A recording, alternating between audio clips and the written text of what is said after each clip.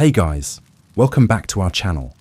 Tonight, we're going to drift back through the centuries to a time when winter wasn't just a season to endure, but a formidable adversary that required ingenuity, preparation, and community to survive.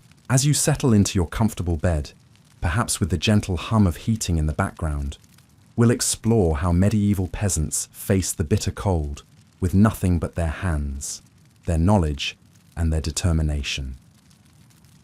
The contrast is almost poetic, isn't it?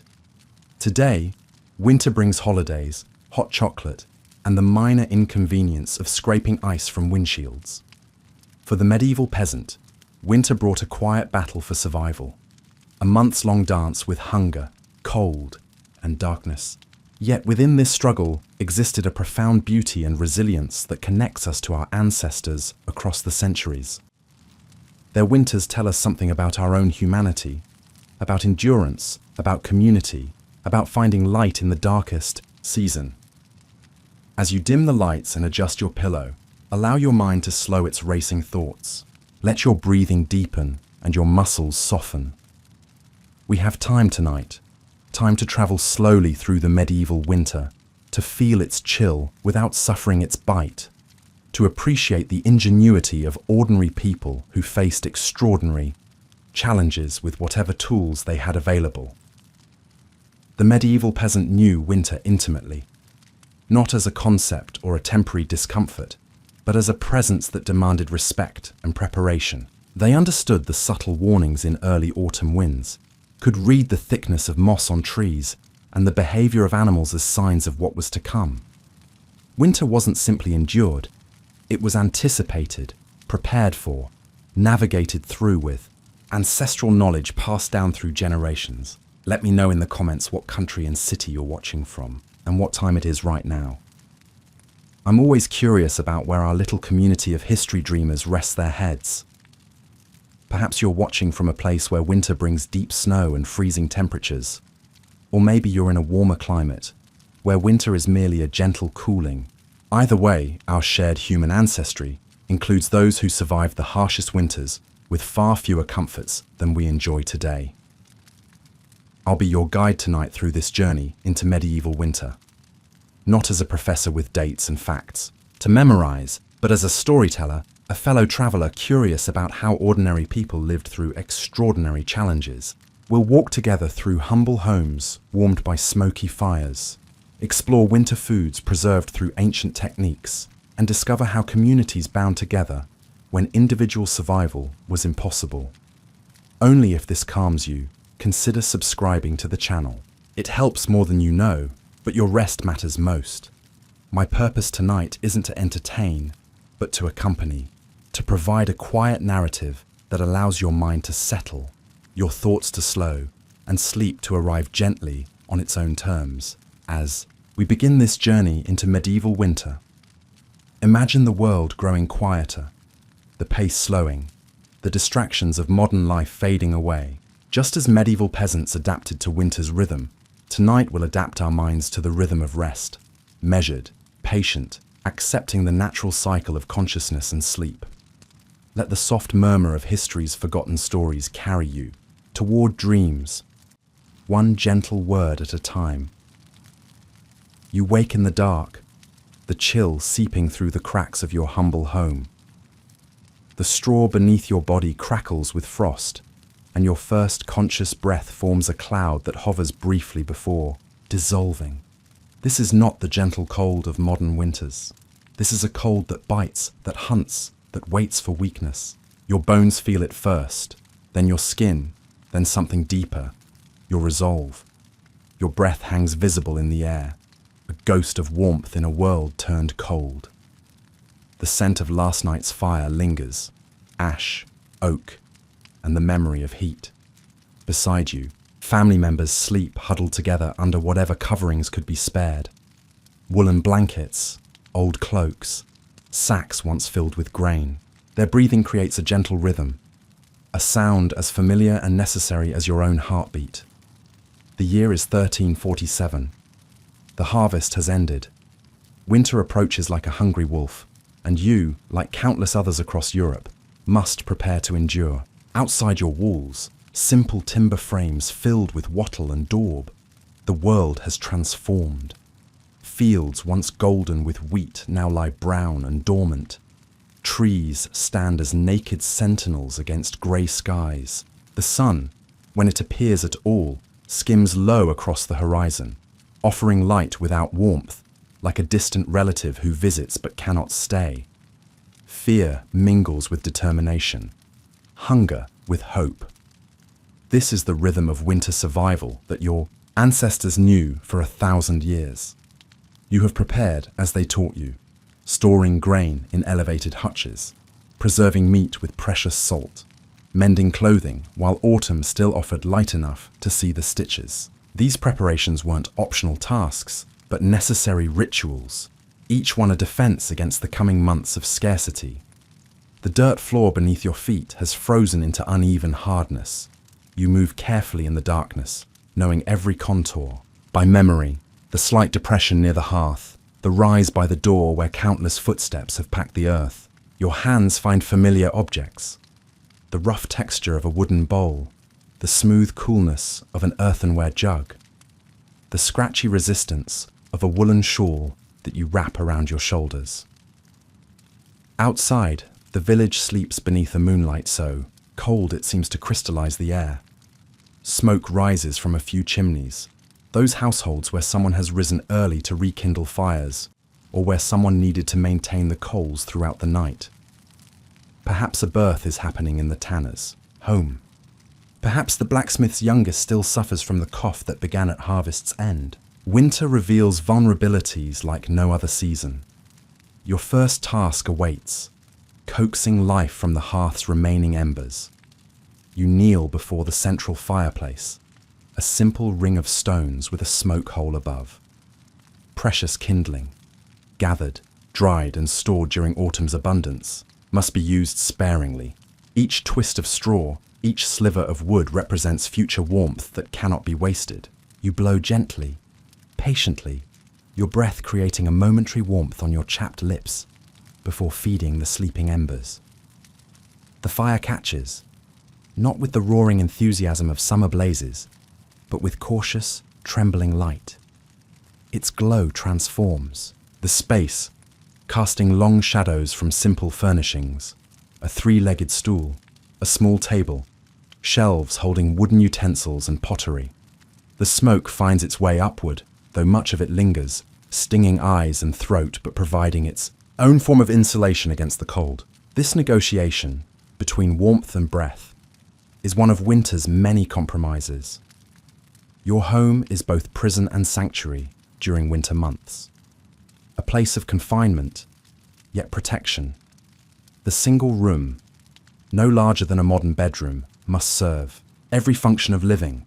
Food preparation, eating, working, socializing, sleeping, all occur within these four walls until spring releases you back into the wider world. The space feels smaller each winter, yet you know that beyond these walls lies a landscape far less hospitable than smoky air and cramped quarters. In the growing firelight, you see the supplies that represent your family's chance of survival. Sacks of grain stacked in corners, dried herbs hanging from rafters, salted meat wrapped in cloth. These stores must stretch across months of scarcity, must weather the hunger time when winter transitions reluctantly to spring. Each portion will be measured with care, each meal planned with awareness of those still to come. The mathematics of survival isn't calculated on parchment, but in the hollow feeling of partially filled stomachs. The day begins before the sun has risen. Winter mornings hold their darkness jealously, reluctant to yield to dawn.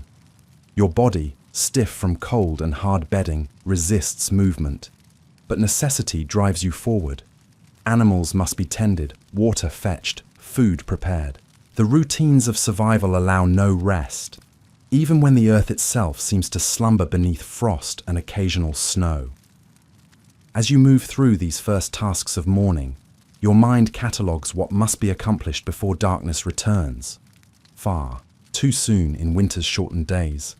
Wood must be split, perhaps snares checked for rabbit or squirrel, repairs made to a leaking roof section. the endless maintenance of existence that modern life has buffered with convenience and technology. Here, in this medieval winter, survival requires constant attention, leaving little room for complaint or contemplation. Winter teaches the wisdom of necessary action. You are not alone in this dance of survival. Beyond your walls, throughout the village, others rise to similar challenges, face similar fears. This shared experience, this collective endurance, forms bonds stronger than summer's easier connections. Winter reveals the true strength of community, the essential interdependence that prosperity sometimes hides. When spring eventually returns, you will remember who offered help during the darkest days, who shared from dwindling supplies, who maintained spirits when cold and hunger threatened to extinguish hope. The rising sun finally reaches your small window, unglazed, covered with oiled parchment that allows dim light while blocking some wind. The new day has officially begun, though you've been awake for hours. Time in winter moves differently, simultaneously faster in its shortened daylight and slower in its long nights. You must adapt to its rhythm, must calibrate your efforts to its constraints. This is perhaps winter's most important lesson, that humans survive not by conquering nature's cycles, but by aligning with them, by accepting limitations while finding spaces for innovation within them. Winter in medieval Europe was not simply cold. It was a season of impossible contrasts, deadly beauty, communal isolation, desperate celebration. The frozen landscape could steal life from the unwary, yet preserve food that would otherwise spoil. The shortened days forced families inside, yet created the intimate storytelling circles that preserved cultural memory. Each aspect of winter held this duality, challenge, and opportunity woven together like the rough wool of peasant garments. You live in what historians call the medieval warm period, though warm is relative when December winds cut through woolen clothing like invisible knives. This climate phase, stretching roughly from the 10th to 13th centuries, allowed agricultural expansion that supported growing populations. Vineyards existed farther north than possible today. Settlements spread to higher elevations. Yet winter remained winter, a formidable season that required respect and preparation, regardless of this general warming trend. The weather you experience differs dramatically from what your grandparents described. They spoke of winters when the Baltic Sea froze solid enough for armies to march across, when wolves grew so desperate they entered village centres in daylight. Climate shifts occur slowly enough that each generation believes their experience normal, yet quickly enough that oral traditions carry memories of different conditions. Weather, in medieval understanding, isn't merely a natural phenomenon, but a moral commentary. Harsh winters might be interpreted as divine punishment, mild ones as heavenly blessing. In the northern reaches, daylight becomes a precious commodity, with some regions experiencing little more than a brief twilight glow at midday. The sun traces a low arc across the southern horizon, casting long shadows even at noon. Here, the battle against darkness becomes as critical as the fight against cold. In the Mediterranean, winter brings not snow, but floods and storms that isolate villages for weeks. Roads transform to mud, bridges wash away, and the sea becomes too treacherous for fishing or trade. Each region's winter presents unique challenges that shape distinct survival strategies. Your local landscape dictates your winter reality more than any other factor. Valley dwellers face morning mists that freeze overnight and deadly floods during thaws. Those in upland areas endure howling, winds and drifting snow that can bury livestock. Coastal communities battle salt-laden gales that corrode and damage. Forest dwellers enjoy better fuel supplies but contend with predators drawn closer by hunger.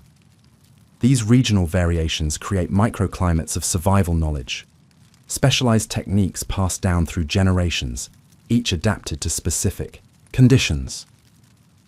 The medieval understanding of climate lacks modern meteorology's scientific framework, but compensates with observational precision developed through necessity. You know which cloud formations presage snow, which bird migrations signal coming cold, which plant behaviors warn of harsh seasons ahead.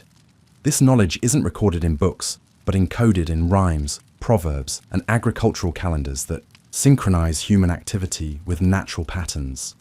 Red sky at night, shepherd's delight. Red sky in morning, shepherd's warning, isn't superstition, but compressed observational data refined through centuries. Winter reveals the inadequacy of medieval infrastructure more than any other season. Roads become impassable, isolating communities for weeks or months. Rivers may freeze, halting water transportation, but sometimes creating temporary ice highways between settlements. Market days are cancelled, travelling merchants disappear until spring, and news travels slowly, if at all. Your winter world shrinks to the distance a person can comfortably travel and return before darkness falls, often no more than a few miles. The predictable unpredictability of winter weather creates a distinct psychology among medieval populations. Flexibility becomes essential. Plans must adapt to sudden freezes or unexpected thaws. Resourcefulness develops from necessity. When standard solutions fail, innovation becomes survival. Patience emerges as virtue rather than merely temperament. Some problems cannot be solved, only endured until conditions change. These qualities, cultivated through winter's challenges, serve communities well throughout the year. Cold itself becomes a character in medieval winter, sometimes enemy, sometimes ally. The same freeze that threatens human life preserves meat. Without salt, kills disease-carrying insects and creates hardened ground that makes winter transport possible in regions where summer brings impassable mud. You develop a nuanced relationship with cold, learning its patterns, respecting its power, utilizing its benefits, while defending against its dangers. Modern people may view cold as uniformly negative. You understand its complex role in the seasonal cycle. The subtle transition from autumn to winter varies by year and region, but common signals alert experienced observers. Particular bird migrations, the final harvest of late crops, the slaughter of animals that cannot be fed through winter months. These activities mark the psychological shift toward winter thinking. Preparation intensifies, movement becomes more purposeful, and community cooperation increases. The medieval mind doesn't require a calendar date to recognize winter's approach. The body senses it, the landscape announces it, tradition acknowledges it. Winters vary dramatically from year to year, creating cycles of relative plenty and desperate scarcity. A mild winter with adequate food stores becomes a time of relative comfort, an opportunity to repair tools, create household items, strengthen community bonds. A severe winter following a poor harvest becomes an existential threat requiring extreme measures, reduced portions, consumption of seed grain, relocation of vulnerable community members to households with better resources. Your survival strategy must be flexible enough to accommodate these variations while maintaining core principles.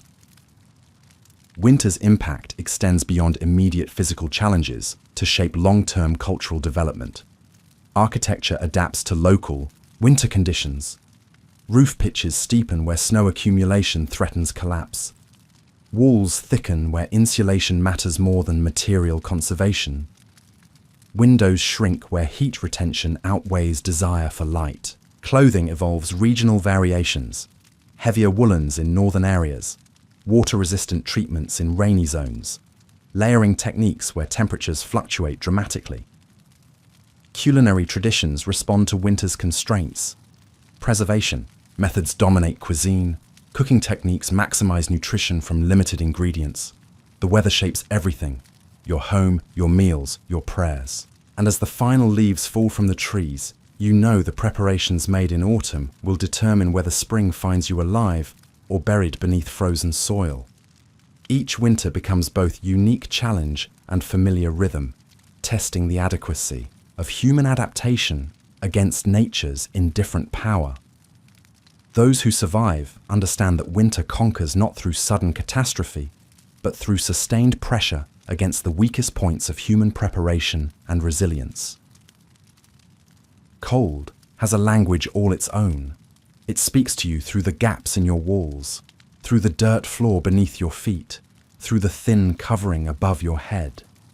You have learned to listen to these whispers, to respond before they become these shouts. Winter survival begins with shelter. Not the concept of home as modern comfort, but home as essential barrier between vulnerable flesh and lethal environment. Your dwelling is imperfect, but its imperfection is balanced by your knowledge of its weaknesses. You know which corner admits the fiercest drafts, which section of roof might leak during thaws, which wall provides the most protection against prevailing winds. Your home, a simple structure of timber frame, wattle and daub walls, and thatched roof, stands as your primary defense against winter's assault.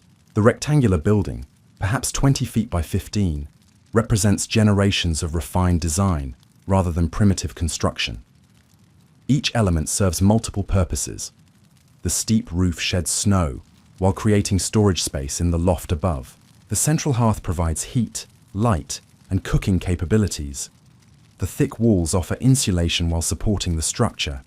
Nothing is merely decorative. Everything is functional, tested by centuries of winter survival. The materials of your home tell the story of your environment. Oak timbers form the frame. Seasoned wood, harvested from managed woodlands, where rights of collection are carefully negotiated with local lords. Between these timbers, a lattice of flexible wood, wattle, provides structure for the daub, a mixture of clay, straw, animal dung, and sometimes lime that hardens into a surprisingly effective insulating material. Regional variations abound. Stone foundations where flooding threatens, extra straw in daub where insulation matters most, reinforced corners where winter winds are known to test structural integrity. The interior space reflects winter's demands. Ceilings hang low to reduce the volume needing heating. The single room contains distinct areas for different functions: cooking near the central hearth, sleeping along the walls farthest from drafts, working in spots that catch the best light from small windows. Possessions are minimal, practical, often serving multiple purposes. The bench provides seating and storage. The table becomes work surface, dining area, and occasionally sleeping platform. Winter demands this efficiency of both space and possession. Families crowd together in single rooms. Animals are brought inside, their bodies providing precious heat. Beds are elevated from the floor, where the coldest air pools like invisible water. Privacy, a modern expectation, becomes luxury impossible to maintain. Winter enforces intimacy, creates a shared experience of survival that binds family members together through long dark evenings and cold mornings. The sounds of breathing, the rustling of straw bedding, the occasional cough or murmured comment, these form the soundtrack of winter nights, reminding each person they are not alone in their endurance. The distinction between human and animal, space blurs during winter's deepest months. Chickens might roost in corners. A treasured milk cow or pregnant ewe might occupy a section separated by hurdles. Smaller livestock, perhaps goats or young pigs, might share the main space. This arrangement offers mutual benefit. Animals provide body heat while receiving protection from predators and weather. The resulting odors and sounds become part of winter's sensory landscape, unpleasant by modern standards, but reassuring in their indication of valuable livestock surviving until spring. Windows, rare, small, and unglazed, represent the compromise between light and heat retention. Wooden shutters close against night's deepest cold or daylight storms. When open, these apertures might be covered with oiled parchment or linen that admits some light while blocking wind. The placement of these windows reflects careful planning. Southern exposure captures winter sunlight. Eastern placement catches morning light for early tasks. Western windows remain small to protect against prevailing weather. The householder, who positioned these openings, understood solar patterns in ways modern dwellers have forgotten. The continuous battle against drafts becomes a winter ritual. Mud, straw, moss, anything to seal the wounds in your walls through which warmth escapes and cold intrudes. Children are taught to identify cold spots by holding damp hands near surfaces, the evaporative chill revealing invisible air movement. These draft hunting exercises are not mere games, but essential education in survival techniques. The most vulnerable places receive the most attention. Door frames, window edges, the junction between walls and roof, the seams where wall sections meet. Each draft sealed represents heat retained, fuel saved, comfort increased. Your home requires constant maintenance throughout winter. Thatch damaged by winds must be repaired before precipitation causes greater problems. Snow must be cleared from areas where its weight threatens structural integrity. Drainage channels around the building must be maintained to direct meltwater away from foundations and floors. The medieval home is not a passive shelter, but an ongoing project requiring attention and care, a living system rather than an inert structure. This maintenance creates intimate knowledge of the building's condition, allowing early intervention before minor issues become survival threats. While nobles might enjoy the luxury of stone construction with its thermal mass and superior durability, the peasant home offers its own advantages. Earthen floors, though seeming primitive, absorb and release heat more effectively than stone. Wattle and daub walls, properly maintained, provide better insulation than unlined stone, which conducts cold inward. Thatch, when well constructed, offers superior insulation to tile or slate roofing. The technology of peasant construction represents not backwardness, but appropriate adaptation to resources and conditions. A sophisticated response to environmental challenges within material constraints. The home's orientation considers winter's patterns. In regions with harsh prevailing winds, buildings turn their narrowest profiles toward these assaults, presenting smaller targets for winter's fury. Entrances face away from typical storm directions when possible. Interior arrangements place sleeping areas farthest from doors that admit cold air when opened. Fuel storage positions near entrances minimize the introduction of cold air during retrieval. These design elements reveal sophisticated environmental awareness developed through generations of winter experience. As darkness falls earlier each evening, your home transforms. Daytime's workspace becomes evening's gathering place. The fire's glow creates a central focus where family members congregate for warmth, light, and community. Activities shift from those requiring daylight precision to those possible by firelight. Mending, simple carving, food preparation for the next day. Conversation replaces labor as primary activity. Stories are shared, skills taught orally, community knowledge transmitted between generations. Winter evenings, despite their hardships, create these irreplaceable moments of cultural continuity. But shelter alone cannot sustain life. As the wooden shutters rattle against the night wind, your thoughts turn to what matters most when the world turns white. The food that must last until spring's first green promises return to the land. The carefully stored provisions that bridge the gap between harvest and growth. The preserved bounty that represents your most essential preparation against winter's hungry months. Shelter protects the body from immediate cold, but only food provides the internal fire that maintains life through the season of scarcity. Hunger in winter is both expected and feared. A dull companion that never leaves your side, yet one that could become a mortal enemy if preparations fail. The medieval relationship with winter hunger differs fundamentally from modern understanding of appetite. You do not expect to feel fully satisfied during winter months. A certain hollowness in the stomach becomes normal, acceptable, even strategic. Bodies slow their demands when fed slightly less than desired, conserving precious calories and extending limited supplies. This managed hunger, not starvation but persistent want, characterizes the peasant's winter experience. The preparation for winter feeding begins long before the first frost. Throughout the growing season, decisions balance immediate needs against future scarcity. Which animals can be maintained through winter, which must be slaughtered? Which vegetables can be preserved, which must be consumed immediately? Which wild foods can be gathered and stored? The medieval mind constantly calculates these equations of survival. projecting current abundance against future necessity with the precision of a merchant balancing accounts. The smoking of meats, the salting of fish, the drying of fruits and vegetables, ancient techniques passed down through generations like precious heirlooms. Each preservation method represents accumulated wisdom, refined through centuries of trial, error, and improvement. Salt curing requires precise understanding of quantities, timing, and storage conditions. Smoking demands knowledge of wood types, temperature control, and duration. Drying necessitates awareness of humidity, air circulation, and protection from pests.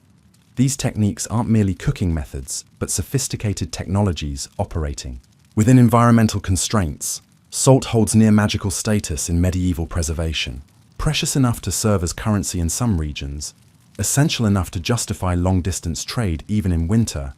Salt transforms perishable bounty into stable sustenance. The salting process for meat and fish follows precise rituals. The initial heavy salting that draws moisture, the careful turning and packing, the transition to lower salt environments for long-term storage. Different meats require different approaches. Pork tolerates heavier salting than beef. Fish needs more frequent attention than mammal flesh. These distinctions represent crucial knowledge transmitted through practical demonstration rather than written instruction. Smoking creates food that resists both spoilage and monotony. The transformation of flavor through smoke exposure provides variety in winter diets otherwise characterized by sameness. Different woods impart distinct qualities. Oak, for strong flavor and preservation. Fruit woods for milder taste. Pine avoided for its resinous bitterness. Specialized smoking structures might exist in wealthier households or communities.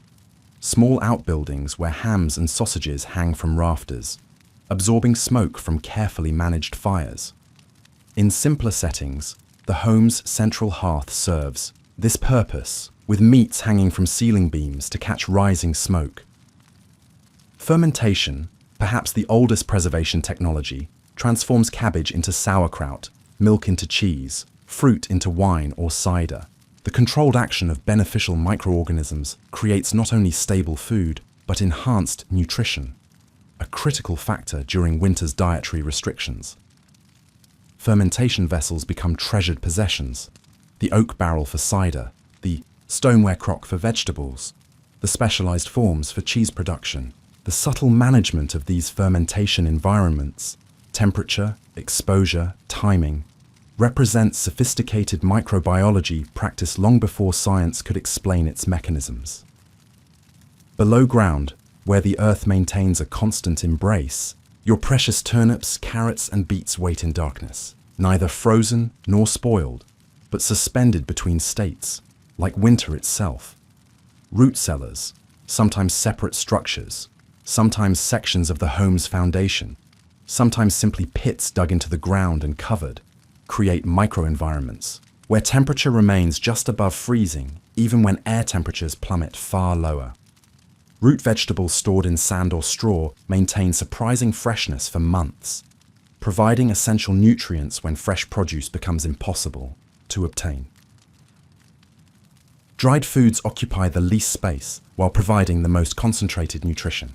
Mushrooms threaded on strings hang from rafters. Dried peas and beans fill sacks in cool, dry corners. Sliced apples, pears, and berries, when harvest allowed such luxury, create wrinkled reminders of autumn's abundance. The drying process requires attention to moisture levels and protection from vermin, but creates foodstuffs that resist spoilage for years rather than seasons. These dried ingredients form the foundation of winter pottage, the ever-simmering pot that provides daily sustenance with minimal fuel expenditure. Rye, barley, oats, the humble grains that form the backbone of winter survival, stored in elevated granaries to protect from vermin and damp, measured cautiously by the lady of the house who knows precisely how many weeks must be spanned before spring's first foraging becomes possible. Grain storage technology represents some of the most sophisticated medieval engineering, ventilated structures that prevent moisture accumulation while defending against rodents, insects, and mold. The careful monitoring of these stores becomes a winter ritual, checking for signs of spoilage, rotating supplies to ensure the oldest grain is used first, protecting seed grain that represents next year's survival regardless of current hunger. Winter. Food requires different preparation than summer meals. Cooking methods adapt to maximize nutrition from limited ingredients while conserving precious fuel. The perpetual pot simmering at the edge of the hearth becomes the center of meal preparation. A continuously evolving stew where ingredients are added as available and portions removed as needed. This approach extracts maximum nutrition from tough ingredients through long, slow cooking while requiring minimal attention and fuel. Nothing edible is wasted. Bones are cracked for marrow. Meat scraps become flavoring rather than main ingredient. Vegetable trimmings contribute to broths. The winter diet necessarily lacks the fresh greens that modern nutrition recognizes as essential. This absence creates specific health challenges that medieval communities addressed through careful preservation and occasional winter foraging. Dried herbs provide more than flavor. They offer concentrated plant nutrients that help prevent deficiency diseases. Sauerkraut and other fermented vegetables supply vital vitamin C. Sprouted grains, sometimes cultivated in clay pots near the hearth, provide living food during months when nothing grows outside. These strategies reflect sophisticated nutritional understanding developed through observation and experience rather than scientific analysis. The organization of winter food supplies reflects both practical necessity and social structure. Most households maintain several separate storage systems. Immediate supplies kept within the dwelling, medium-term stores in attached structures or nearby outbuildings, long-term reserves in community or manorial facilities. This distribution protects against catastrophic loss from fire, theft, or spoilage, while creating a physical reminder of consumption rates. As supplies move from distant storage to immediate access, their diminishment becomes visible, reinforcing careful usage and portion control. Hunting and trapping continue throughout winter, though with reduced expectations and increased energy costs. Snares set for rabbits and squirrels might yield occasional fresh meat. Organized hunting parties might pursue deer or wild boar in favorable conditions. Fishing through ice holes provides both activity and potential nutrition.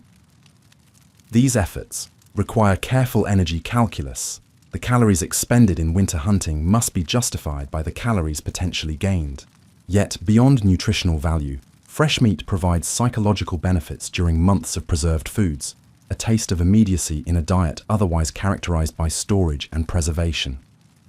The distribution of winter food within households follows strict hierarchies tempered by pragmatic concern for community survival. Working adults receive portions that reflect their higher energy requirements and critical importance to family welfare. The elderly may receive smaller quantities, but often of higher quality or digestibility in recognition of both their reduced needs and their vulnerability.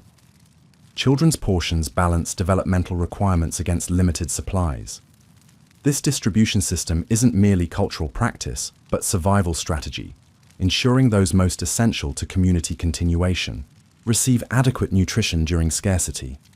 But preserved food brings its own challenges. As you chew the tough, salted meat, your body craves what it cannot have: the fresh, the green, the living. And in this craving lies another struggle of winter survival, maintaining health when diet narrows to what can be stored rather than what the body needs. The medieval peasant's winter diet, while carefully planned and managed, inevitably creates nutritional gaps that manifest in physical symptoms as the season progresses. Your body speaks its deficiencies in dry skin, bleeding gums, slow-healing wounds, and bone-deep fatigue that modern science would diagnose as specific vitamin deficiencies, but which you experience simply as winter's toll on human flesh. The body knows what it lacks. It speaks in aches, in dry skin, in gums that bleed too easily, in bones that feel brittle as winter twigs. Medieval medicine lacks modern diagnostics, but observation and experience create sophisticated understanding of winter's health challenges. You recognize the early signs of nutritional deficiency, not through laboratory tests, but through generations of collective knowledge passed through families and communities. The slight swelling around joints, the unusual fatigue that persists despite adequate rest, the wounds that heal more slowly than in summer months. These subtle signals prompt interventions developed through centuries of winter survival. Vitamin deficiencies creep in slowly: scurvy, rickets, night blindness, the invisible enemies that stalk medieval winters. Scurvy's progression from fatigue to bleeding gums to potentially fatal hemorrhaging might be associated with insufficient, fresh foods rather than specifically vitamin C. Rickets might be recognized through bone pain and deformity, without understanding of vitamin D's role in calcium absorption. Night blindness, indicating vitamin A deficiency, might be observed as practical difficulty navigating in dim light rather than as clinical condition. The medieval mind connects these symptoms with seasonal patterns and dietary changes, developing preventative strategies without understanding biochemical mechanisms. Medieval winter diets, though limited by preservation technology and seasonal constraints, demonstrate sophisticated nutritional balancing achieved through observation and tradition. Protein from preserved meats and dairy products, carbohydrates from stored grains and root vegetables, even fat, essential for both calories and fat-soluble vitamins, carefully preserved from autumn slaughter and used strategically throughout winter. What cannot be maintained through preserved foods becomes target for specific supplementary strategies, seasonal adaptations that address winter's greatest nutritional challenges. Wild greens foraged from beneath the snow, herb gardens maintained in sunny corners of huts, concoctions of pine needles brewed to fight off scurvy. The medieval peasant doesn't surrender to winter's dietary limitations, but actively seeks solutions within environmental constraints. Chickweed, dandelion greens, and sorrel, often available even in winter near stone walls or south-facing slopes, provide precious vitamin C. Evergreen needles steeped in hot water create a bitter but effective scurvy preventative. Indoor sprouting of saved seeds produces living food with enhanced nutritional profiles compared to the dried originals. The rhythm of medieval meals adapts to winter's demands and constraints. The day typically centers around a single hot meal, usually midday, when daylight allows food preparation and the hearth burns strongest. Morning might bring cold leftovers or simple bread. Evening often features porridge or bread soaked in broth, easily prepared as daylight fades. This pattern conserves both food resources and precious fuel, while providing sustained energy through the day's labor. The timing of winter eating becomes another adaptation, a practical response to environmental limitations. The village healer prepares remedies from stored herbs and roots: garlic and honey for coughs, willow bark for fever, poultices of moldy, bread for infections. Each community typically maintains at least one person with specialized knowledge of medicinal preparations, often a woman whose understanding combines practical chemistry, botanical knowledge, and psychological support. These healers work from experience rather than texts, from observation rather than theory. Yet their remedies often contain active compounds validated by modern pharmacology. Willow bark contains salicylates related to aspirin. Certain molds produce antibiotic compounds. Honey offers antimicrobial properties, particularly effective against respiratory infections. Winter brings specific illness patterns that medieval communities recognize and anticipate. Respiratory infections spread rapidly in close winter quarters, where smoke irritates lungs and cold suppresses immune response. Digestive ailments increase when diet shifts to predominantly preserved foods with their altered bacterial profiles and reduced fiber content. Chilblains, frostbite, and hypothermia threaten during outdoor work in severe conditions. The medieval understanding of these conditions blends accurate observation with explanatory frameworks now considered obsolete. Humoral theory, miasmas, or spiritual influences might be invoked alongside practical interventions that demonstrate genuine efficacy. Preventative practices reflect sophisticated understanding of environmental health despite theoretical frameworks that modern medicine has abandoned. Smoke-preserved foods might be soaked before cooking to reduce salt content and improve digestibility.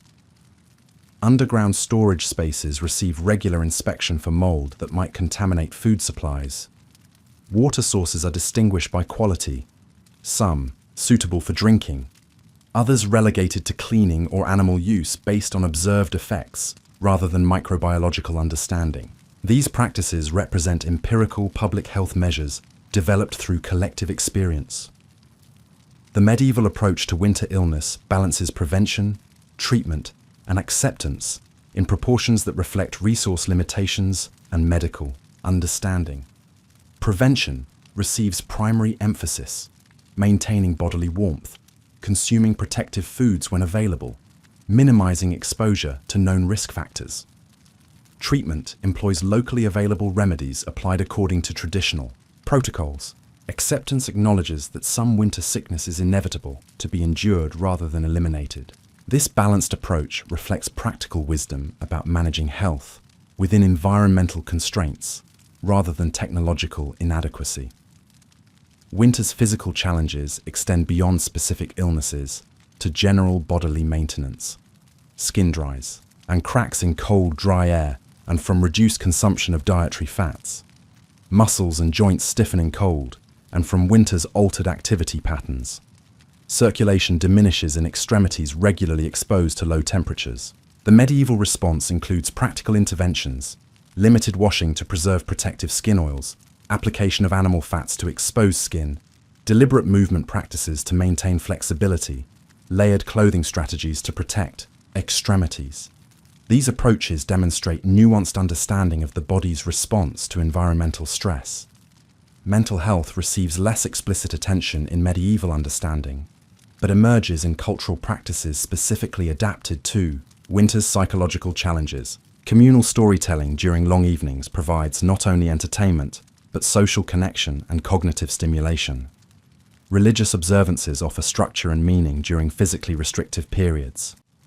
Craft activities provide purposeful occupation and measurable accomplishment when agricultural work diminishes. These practices address winter's potential psychological impacts: isolation, purposelessness, reduced stimulation, through cultural adaptations rather than clinical interventions. Children's health becomes particular focus during winter months, when developing bodies face both nutritional challenges and environmental stresses. Special attention ensures children receive adequate fats and proteins even during scarcity.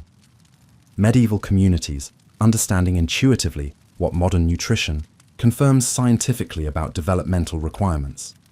Children might receive preferential access to milk or eggs when available. Their clothing receives additional attention, extra layers, more frequent replacement of outgrown items, careful protection of extremities, particularly vulnerable to frostbite. These protective measures reflect community investment in future generations despite immediate resource limitations. As you sip a bitter tea of dried herbs, you find comfort in knowing that your struggles are shared. Outside, beyond your walls, an entire community faces the same battle against winter's grasp. The knowledge that others endure similar challenges, implement similar solutions, and maintain similar hopes creates psychological resilience beyond individual capacity. Medieval winter survival depends ultimately on this shared experience. This collective endurance that transforms individual vulnerability into communal strength. Your bitter tea becomes not merely personal remedy, but participation in community practice, connecting your private experience to collective wisdom developed through countless winters before yours. Winter isolates and unites in equal measure. Families retreat into homes, yet depend on each other more than ever. The paradox of medieval winter community lies in this tension: physical separation imposed by weather and limited daylight hours versus increased interdependence created by survival necessity. Roads become less passable, reducing casual interaction, while shared challenges necessitate deliberate cooperation. The balance between isolation and connection becomes another winter adaptation, with cultural practices evolving to maintain community bonds despite environmental barriers to traditional gathering. The manor system, that complex web of obligations, rights, and relationships that structures medieval agricultural life, shifts with the seasons. Summer's emphasis on field labor and harvest obligations gives way to winter's different demands. The Lord's requirements adjust to seasonal realities. Physical, labor obligations may decrease while craft production increases. Preservation of community resources becomes priority. Maintenance of shared infrastructure, protection of breeding livestock, conservation of seed supplies. The Lord's Hall becomes a place of both burden and blessing. Taxes collected, but also occasional shelter offered during extreme weather or community celebrations hosted during religious festivals. Winter transforms the physical relationship between peasant community and manor house. The Lord's stone walls and larger fuel supplies create potential refuge during extreme conditions. The Lord's responsibility as community protector, sometimes honored, sometimes neglected, faces its clearest test during winter emergencies. Mutual dependence becomes most visible in winter crisis. Peasants requiring shelter or supplies beyond their resources. Lords requiring community cooperation to maintain essential services and infrastructure. This interdependence reveals the practical functioning of feudal relationships beyond their theoretical framework, a system of reciprocal obligation tested most thoroughly by winter's challenges. The village itself adapts physically to winter conditions. Paths between essential locations, the well, the mill, the bakehouse, receive collective maintenance to ensure accessibility regardless of snow or mud. Drainage channels require regular clearing to prevent flooding during thaws. Shared resources, woodlands, wetlands, waste areas, operate under adjusted customary regulations that balance immediate needs against sustainable management. These winter adaptations represent sophisticated collective resource management systems developed through generations of environmental experience. The medieval village doesn't merely endure winter, but actively reorganizes to accommodate its challenges. Village cooperation becomes survival strategy. Communal bread ovens burn less fuel than individual hearths would require for the same output. Shared labor makes quick work of snow clearing that would exhaust individual households. Collective hunting parties can drive and harvest game more efficiently than solitary hunters. Rotating watches keep village paths clear and monitor for dangers, both natural and human, that threaten community welfare. These cooperative arrangements don't emerge from idealism, but from practical calculation. The recognition that certain winter challenges cannot be efficiently addressed through individual effort alone. Information sharing takes on critical importance during winter isolation. Travelers arriving with news from other settlements receive eager audiences. Techniques for addressing specific winter challenges, a new method for preserving vegetables, an improved approach to draft prevention, spread through community networks. Knowledge becomes critical currency in winter economies, sometimes valued above material goods for its potential to improve survival outcomes. The medieval village functions as information processing system, collectively gathering, evaluating, distributing, and implementing knowledge relevant to shared challenges. Winter reveals the true structure of medieval society. Those with stone homes and full storerooms face discomfort rather than danger. Those with timber homes and adequate supplies endure hardship but expect survival. Those with leaking thatch and empty corners confront existential threat rather than merely seasonal inconvenience. These distinctions create both tension and mutual assistance, the vulnerability of the poorest representing potential instability for all, their survival strengthening the community that supports them. Winter's harsh clarity strips away summer's easier equality, revealing the skeleton of social stratification beneath. Age transforms from mere chronological marker to significant social distinction during winter months. The elderly, potentially vulnerable through reduced physical resilience, contribute essential knowledge about surviving past winters, predicting weather patterns, or treating seasonal ailments. Children, requiring protection from cold yet contributing limited productive labor, represent both current burden and future security. Working adults shoulder primary responsibility for community maintenance while drawing on wisdom of elders and considering futures of children. This intergenerational dependency, always present but intensified by winter challenges, creates social cohesion beyond immediate survival needs. Gender roles shift with seasonal demands while maintaining fundamental divisions. Men who plowed fields now repair buildings, maintain tools, hunt when conditions allow, and manage livestock. Women who harvested now preserve food, produce textiles, maintain the hearth, and manage indoor health concerns. These winter adaptations maintain the gendered division of labor while adjusting specific tasks to seasonal requirements. The interface between these domains, the doorway between outdoor and indoor worlds, becomes important boundary for negotiating winter responsibilities and resolving inevitable conflicts that arise from confinement.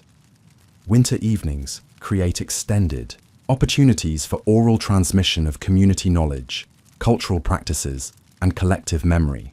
Stories told around hearthfires serve multiple functions: entertainment during confinement, education for younger generations, reinforcement of shared values, and practical instruction disguised as narrative. Folklore about winter survival, often attributed to ancestors or mythological figures, encodes genuine survival information while providing psychological reassurance that current challenges have been successfully navigated before. These storytelling traditions represent sophisticated educational systems operating through entertainment rather than formal instruction. Religious observances take on heightened significance during winter's darkest periods. The liturgical calendar provides community gathering opportunities when weather might otherwise prevent social connection. Church buildings, often the only stone structures in rural communities, offer meeting spaces protected from the worst weather. Religious rituals marking midwinter, Christmas, New Year, Candlemas, create psychological milestones that help communities measure progress through winter's longest stretches. The integration of practical community needs with spiritual observance demonstrates medieval culture's holistic approach to human experience, addressing both material and psychological requirements through interconnected systems.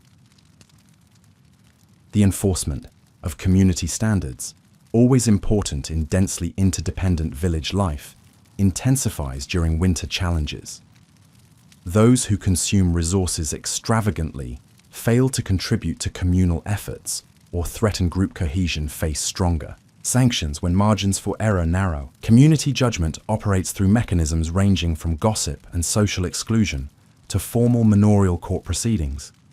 These enforcement systems recognize that winter survival depends on maintaining delicate balance between individual, household autonomy and collective welfare, a balance threatened by both excessive individualism and rigid communal control.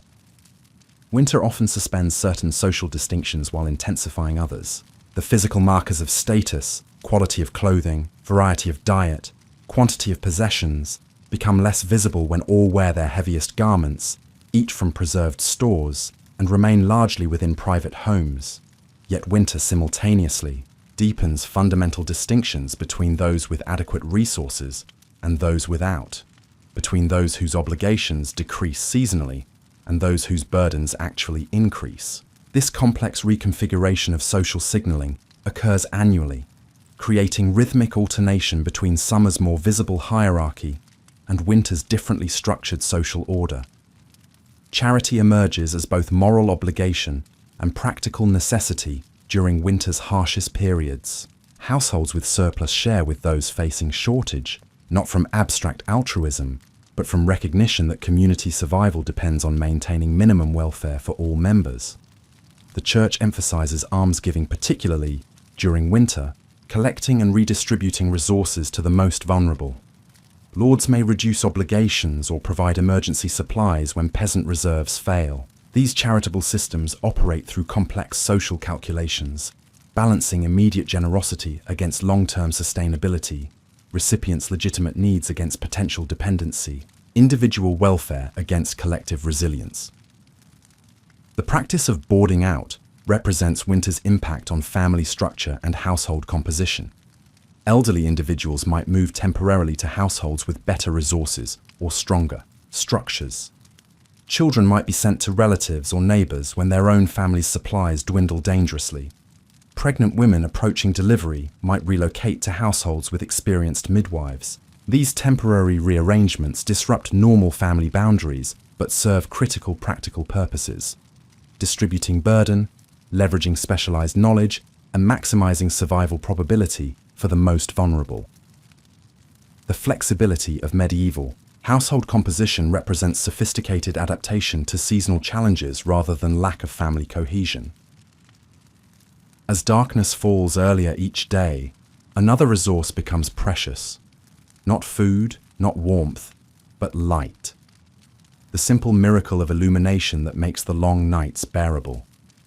The medieval peasant doesn't experience darkness as merely absence of light, but as presence to be managed, accommodated, and occasionally resisted. Winter evenings transform darkness from background condition to active challenge, requiring specific technological and social responses. The community that successfully navigates this challenge, maintaining productivity, social cohesion, and psychological health despite light scarcity, demonstrates mastery of winter's most pervasive limitation. Darkness in medieval winter is not merely the absence of light. It is a presence, a weight, a living thing that presses against windows and doors, seeking entry. When the sun abandons the sky before the evening meal is prepared, when morning refuses to break until long after you've stirred from your straw mattress, darkness becomes your constant companion, as tangible as the cold itself. Unlike the darkness we know today, easily banished with the flick of a switch, medieval darkness was absolute. On moonless nights, or when clouds shrouded the stars, a hand held before your face would disappear completely. This profound darkness shaped not just how people worked and moved, but how they understood the world and their place within it. Your ancestors did not take light for granted. Each illumination represented precious resources consumed, careful preparation, and skillful maintenance. The most common lighting method for a peasant household was the rushlight, simple reeds or rushes dried and peeled, then dipped in animal, fat or tallow. These humble lights burned with a small smoky flame for perhaps 30 minutes before needing replacement. A family might prepare dozens during daylight hours, working fat into the plant fibers, setting them to dry against the chimney stones. Tallow candles, made from rendered animal fat, burned somewhat brighter but filled the home with an acrid smoke that stung eyes and blackened walls.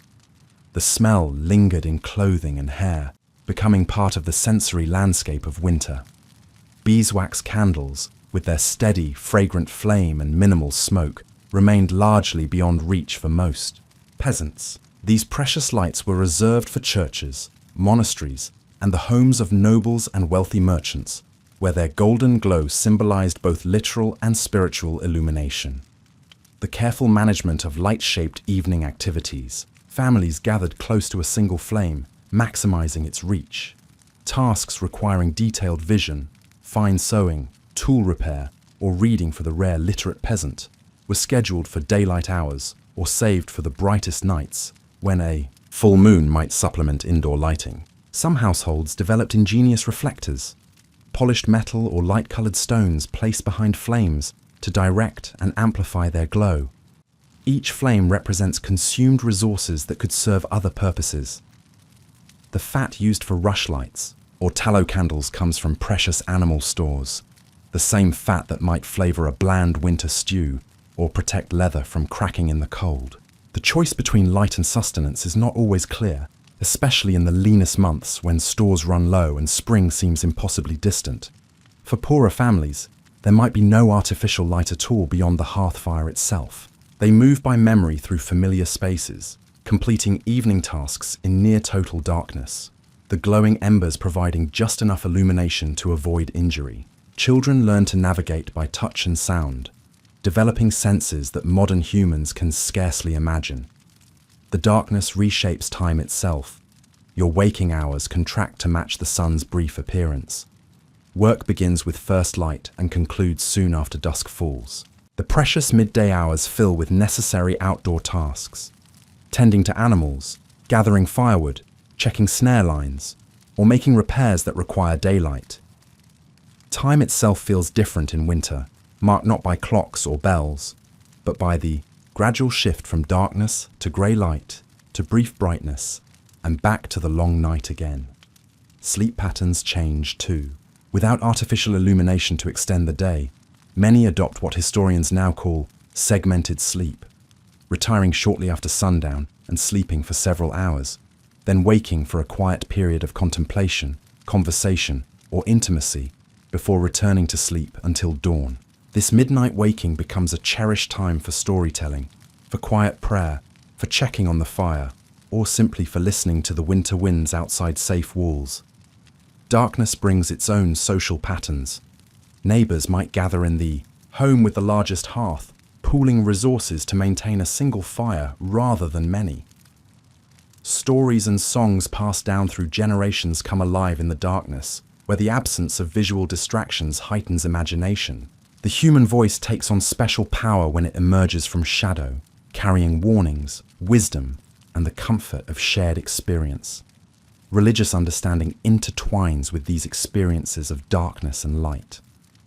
Winter solstice, the longest night, becomes a pivot point of profound spiritual significance. The gradual return of daylight thereafter reinforces faith that God has not abandoned his creation to eternal night. Church calendars mark this progression with feasts of light, Advent candles, Christmas tapers, Candlemas celebrations, each promising that darkness, however complete it seems, remains temporary. Superstitions flourish in the long nights. Creatures of folklore, will-o'-the-wisps, night hags, changelings, inhabit the darkness beyond the door. Protective rituals gain importance. Certain prayers before extinguishing the final candle, symbolic markings carved above doorways, small offerings left on windowsills. These practices offer psychological comfort against the unseen and unknown. As you move closer to your hearth's dwindling glow, reaching to add another precious piece of wood that will provide both warmth and light for another hour, you understand light differently than your modern descendants ever will. For you, illumination is not a constant background condition, but a temporary state to be created, maintained, and eventually relinquished as resources dictate. But even in darkness, hands find purpose.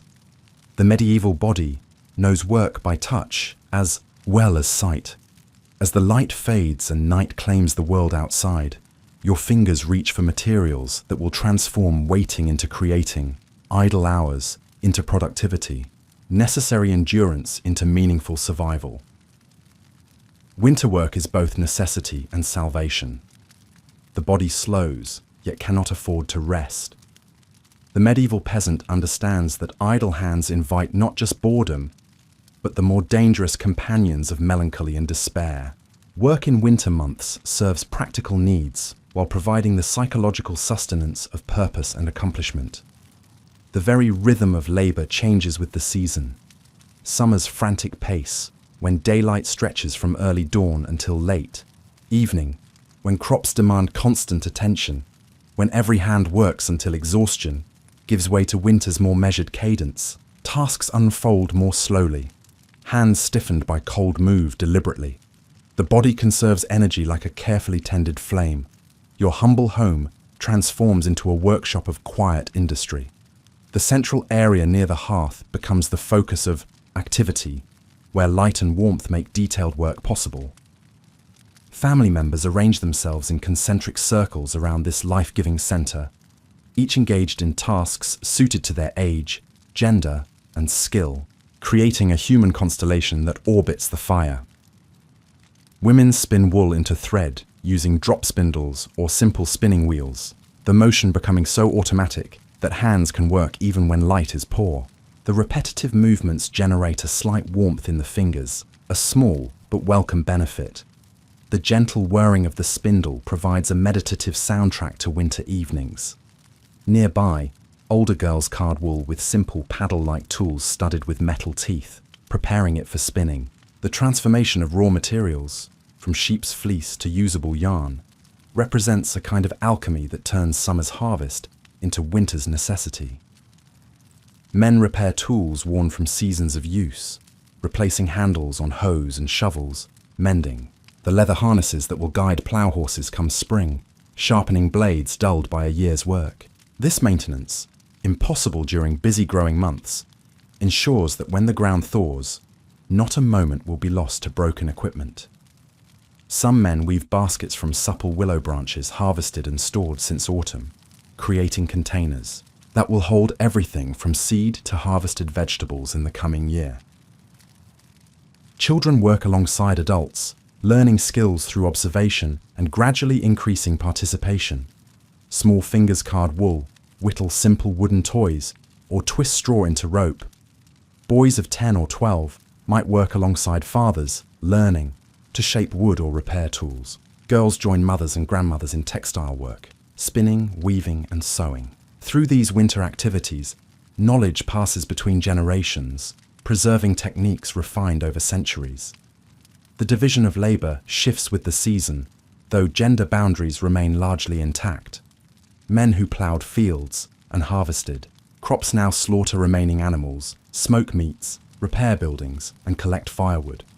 Women who planted gardens and preserved foods now focus on textile production, candle making, and preparing herbal remedies. Yet these divisions blur around the edges. Necessity often trumps tradition when survival is at stake. Specialized crafts take on particular importance during winter months. The blacksmith's forge becomes the heart of the village, the one place where fire burns hot enough to create rather than simply sustain. Here, amid sparks and the rhythmic ringing of hammer on anvil, essential tools are repaired or fashioned anew. The village waits its turn for the smith's attention, bringing precious metal objects for mending, the blade of a broken knife, the rim of a cooking pot, the metal components of agricultural tools. The smith works through winter, ensuring that, when spring arrives, the community will be equipped for renewed growth. Other specialized winter crafts unfold throughout the village. The cooper repairs wooden barrels and buckets, essential for storing everything from grain to salted meat. The carpenter builds furniture and structural elements that will be installed when warmer weather makes construction possible. The tanner works hides from autumn's slaughter into leather that will become shoes, harnesses, and containers. Textile production dominates many household economies. Beyond basic spinning and weaving for family needs, some peasants produce surplus cloth that can be sold or bartered when markets resume in spring. The quality of homespun varies widely, from rough cloth suitable for work garments to finer weaves that might catch a merchant's eye. For families with particular skill in this area, winter's enforced focus on indoor work can actually improve their economic position. Food processing continues even in the coldest months. The grinding of grain into flour becomes a daily or weekly task, performed with hand querns in humble homes or at the Lord's mill when weather permits travel. Nuts gathered in autumn are cracked and processed. Dried fruits are soaked and incorporated into special dishes that break the monotony of winter fare. Beer and ale are brewed in small batches, providing both nutrition and comfort. The making and mending of clothing occupies countless winter hours. Garments worn thin from months of use are patched and reinforced. New items are sewn from cloth woven during previous winters. Children's clothing, constantly outgrown, is altered to fit younger siblings or unraveled and rewoven into new items. Nothing is wasted.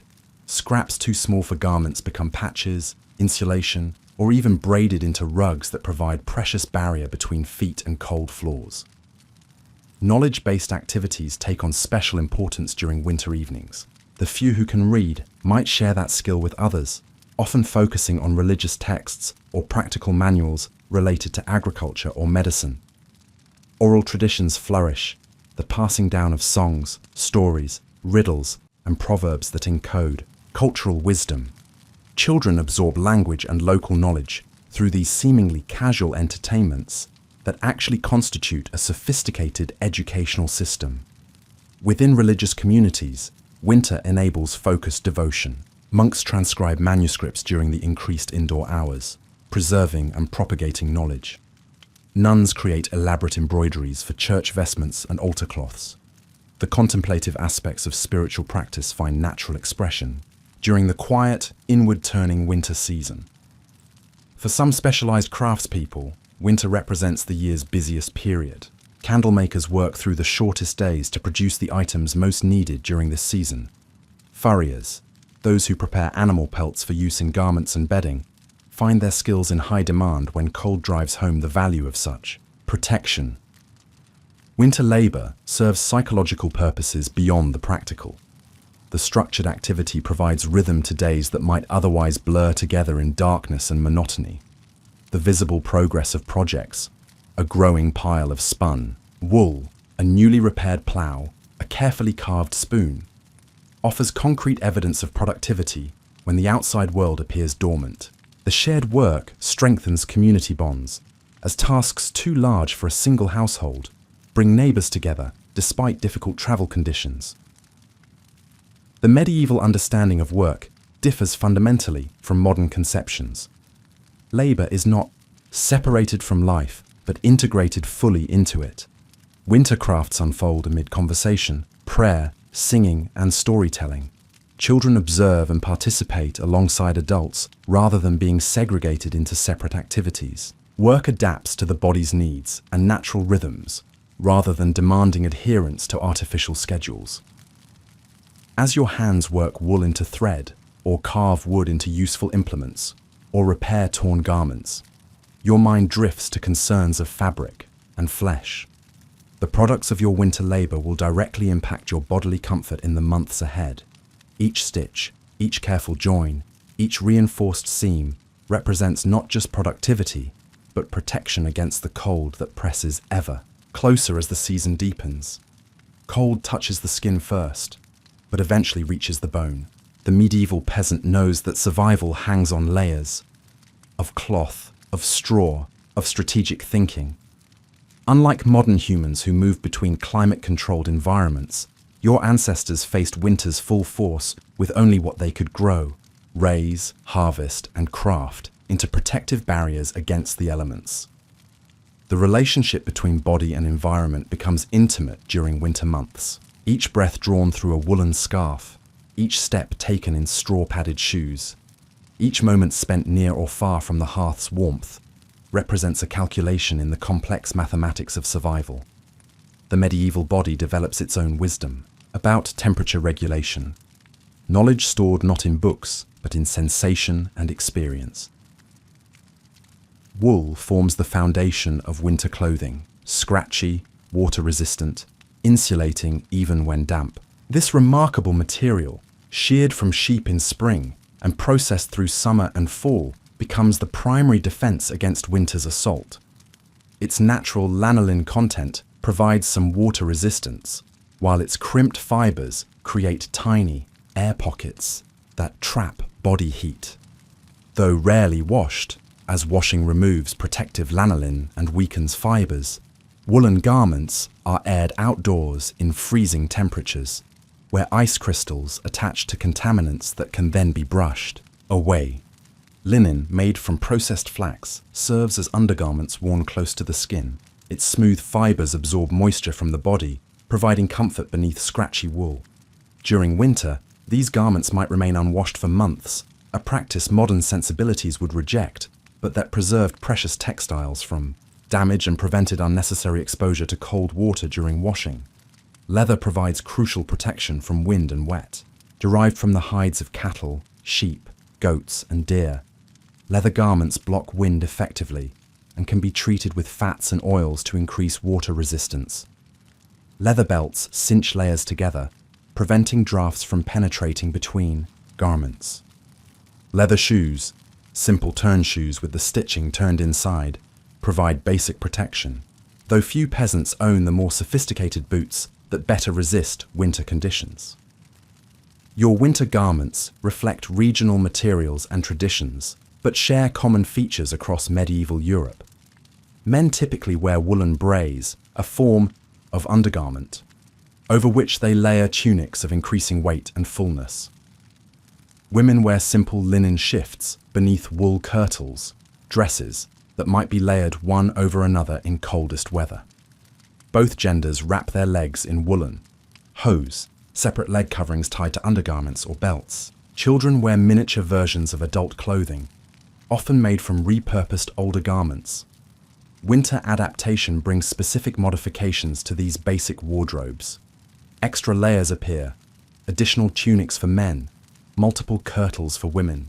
Hoods attached to short capes cover heads and shoulders, providing critical protection for the neck and ears where heat escapes rapidly. Hands disappear into mittens that sacrifice dexterity for warmth. Simple pouches with a separate section for the thumb, but none for individual fingers. These allow fingers to share heat while remaining mobile enough for essential tasks.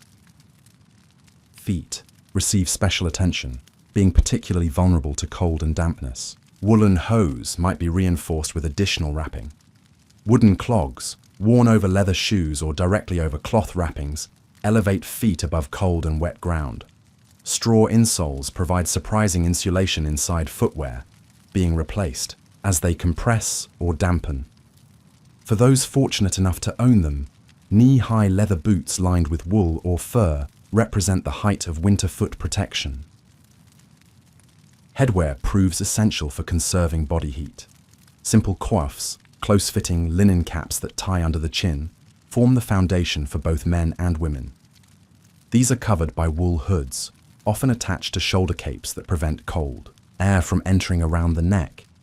Women's wimples, cloth arrangements that cover the head, neck, and chin, serve both modesty and practical warmth. Men might wrap additional scarves around their heads when working outdoors. Cold weather accessories emerge from storage as temperatures drop. Woolen scarves wrap around necks and can be pulled up to cover the lower face in bitter winds. Cloth. Strips serve as makeshift gloves when mittens prove too clumsy for detailed work. Extra pieces of fabric are tucked into gaps between garments or wrapped around particularly vulnerable areas like ears, which can freeze quickly with dangerous consequences. Bedding strategies evolve with the season. Straw mattresses are built, higher in winter, providing insulation from the cold floor. Multiple people share sleeping spaces, combining body heat beneath layers of wool blankets and perhaps precious animal skins. Sleeping garments, often simply lighter versions of daytime clothes, remain rare among peasants, who might sleep in the same garments they wore by day, adding rather than exchanging layers. The poorest members of medieval society face winter with dangerously inadequate clothing.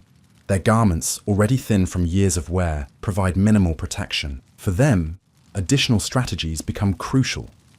Sleeping nearest the fire, remaining indoors whenever possible, using sacks, straw, or even dried leaves as insulation stuffed between ragged layers. The connection between clothing adequacy and survival becomes painfully apparent in communities where winter deaths concentrate among the poorest residents. Social status reveals itself through winter clothing. Nobles wear furs, silk-lined wool, and multiple perfectly fitted layers. Merchants and better-off townspeople display wool of finer quality, with more frequent replacement of worn items. Village elites, the miller, the blacksmith, the priest, might possess a leather jerkin or a proper cloak with a metal clasp rather than simple ties. The subtle gradations of quality, quantity, and condition in winter garments map precisely onto community hierarchies. Religious orders develop their own practical adaptations to their rules regarding simple dress. Additional layers appear beneath. Habits, with elderly monks and nuns granted dispensations for extra warmth. The scriptoria of monasteries, where valuable manuscripts are copied, might feature foot-warming boxes, where charcoal provides heat that doesn't risk manuscript-endangering sparks. Preservation of clothing takes on critical importance. Garments are mended immediately when damage appears before small holes become unwearable tears. Deliberate patching, placing reinforcing fabric behind emerging weak spots, prevents future failures. Wear patterns are carefully monitored, with most stress-bearing parts reinforced before they fail. These practices arise not from frugality alone, but from the understanding that a damaged garment in midwinter could mean serious harm. Movement itself becomes a strategy for warmth. The medieval body knows how to generate heat through motion, not the formal exercise of modern conception, but the rhythmic activities of necessary work. threshing grain, chopping wood, kneading bread, all produce body heat that supplements inadequate clothing. When truly cold, people instinctively engage in small, continuous movements, rubbing hands together, shifting weight from foot to foot, tapping fingers against arms, tiny defiances against the creeping stillness of excessive cold. Cold affects different bodies differently, and medieval communities acknowledge these variations. The elderly receive extra bedding and clothing from family members who recognize their vulnerability. Pregnant women, whose bodies already generate additional heat, might donate a layer to a child or elder. The sick are wrapped more carefully, with warming herbs, sometimes placed between their layers of clothing. But even the warmest clothing cannot replace the essential need for fire. Garments delay heat loss, but cannot generate it. As night deepens and temperatures plummet further, your thoughts turn to the hearth, the sacred center of winter survival, and the precious fuel that keeps its life-giving flames dancing through the long darkness. Fire in winter is life itself. A friend who could become an enemy with a single spark. A comfort that demands constant feeding.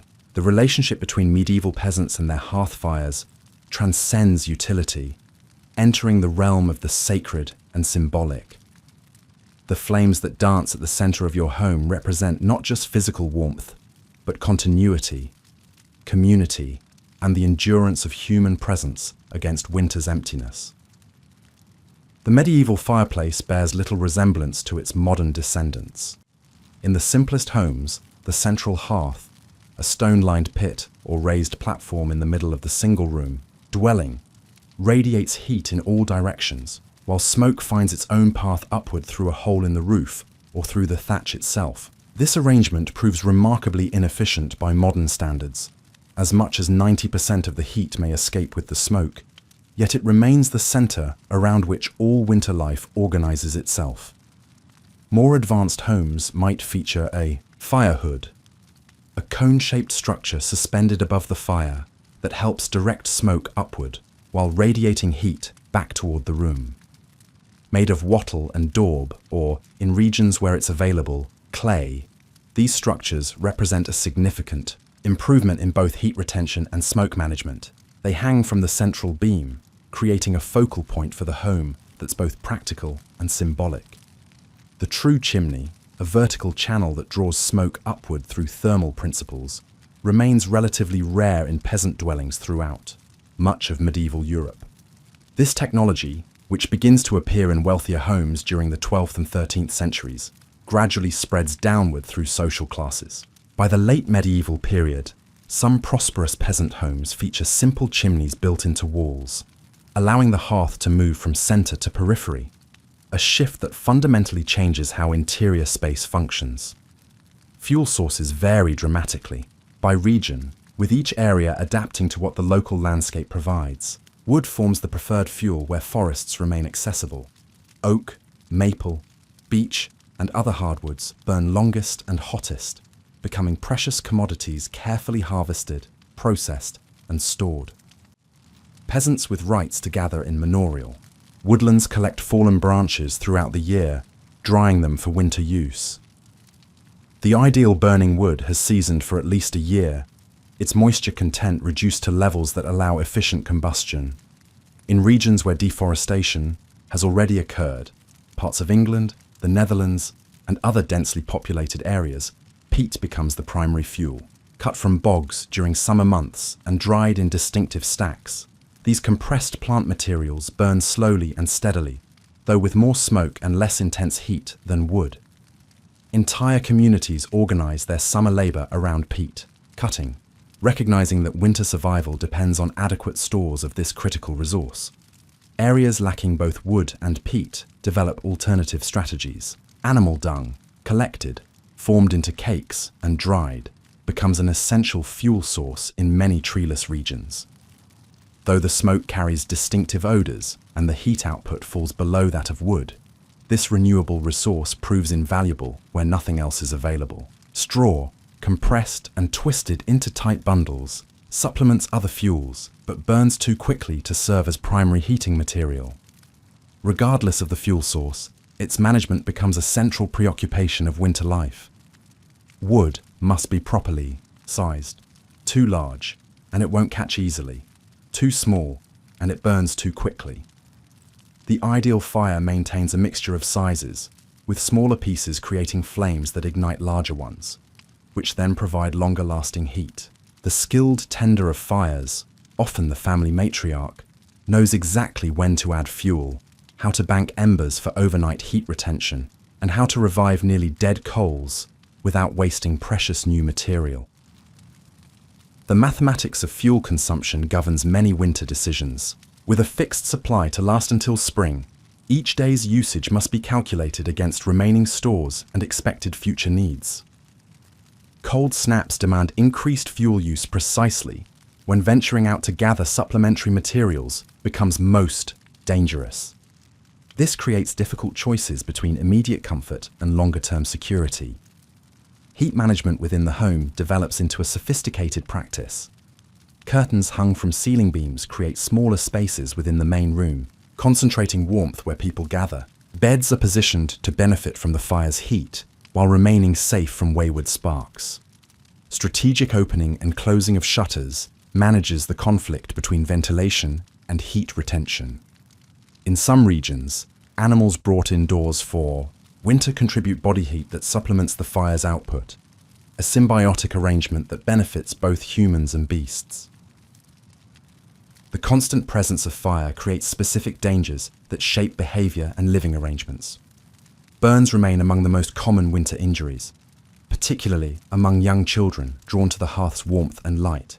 Spark-catching screens, simple, frames covered with dampened cloth, appear before fires when the family sleeps. Water stays always ready for extinguishing wayward flames.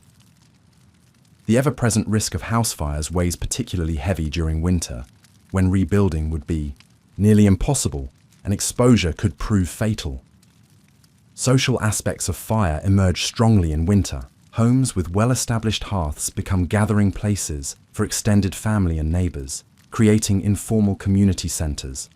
Work that can be transported, spinning, whittling, mending, migrates to these warmer spaces. Stories and songs flow more freely in the comfort of adequate heat.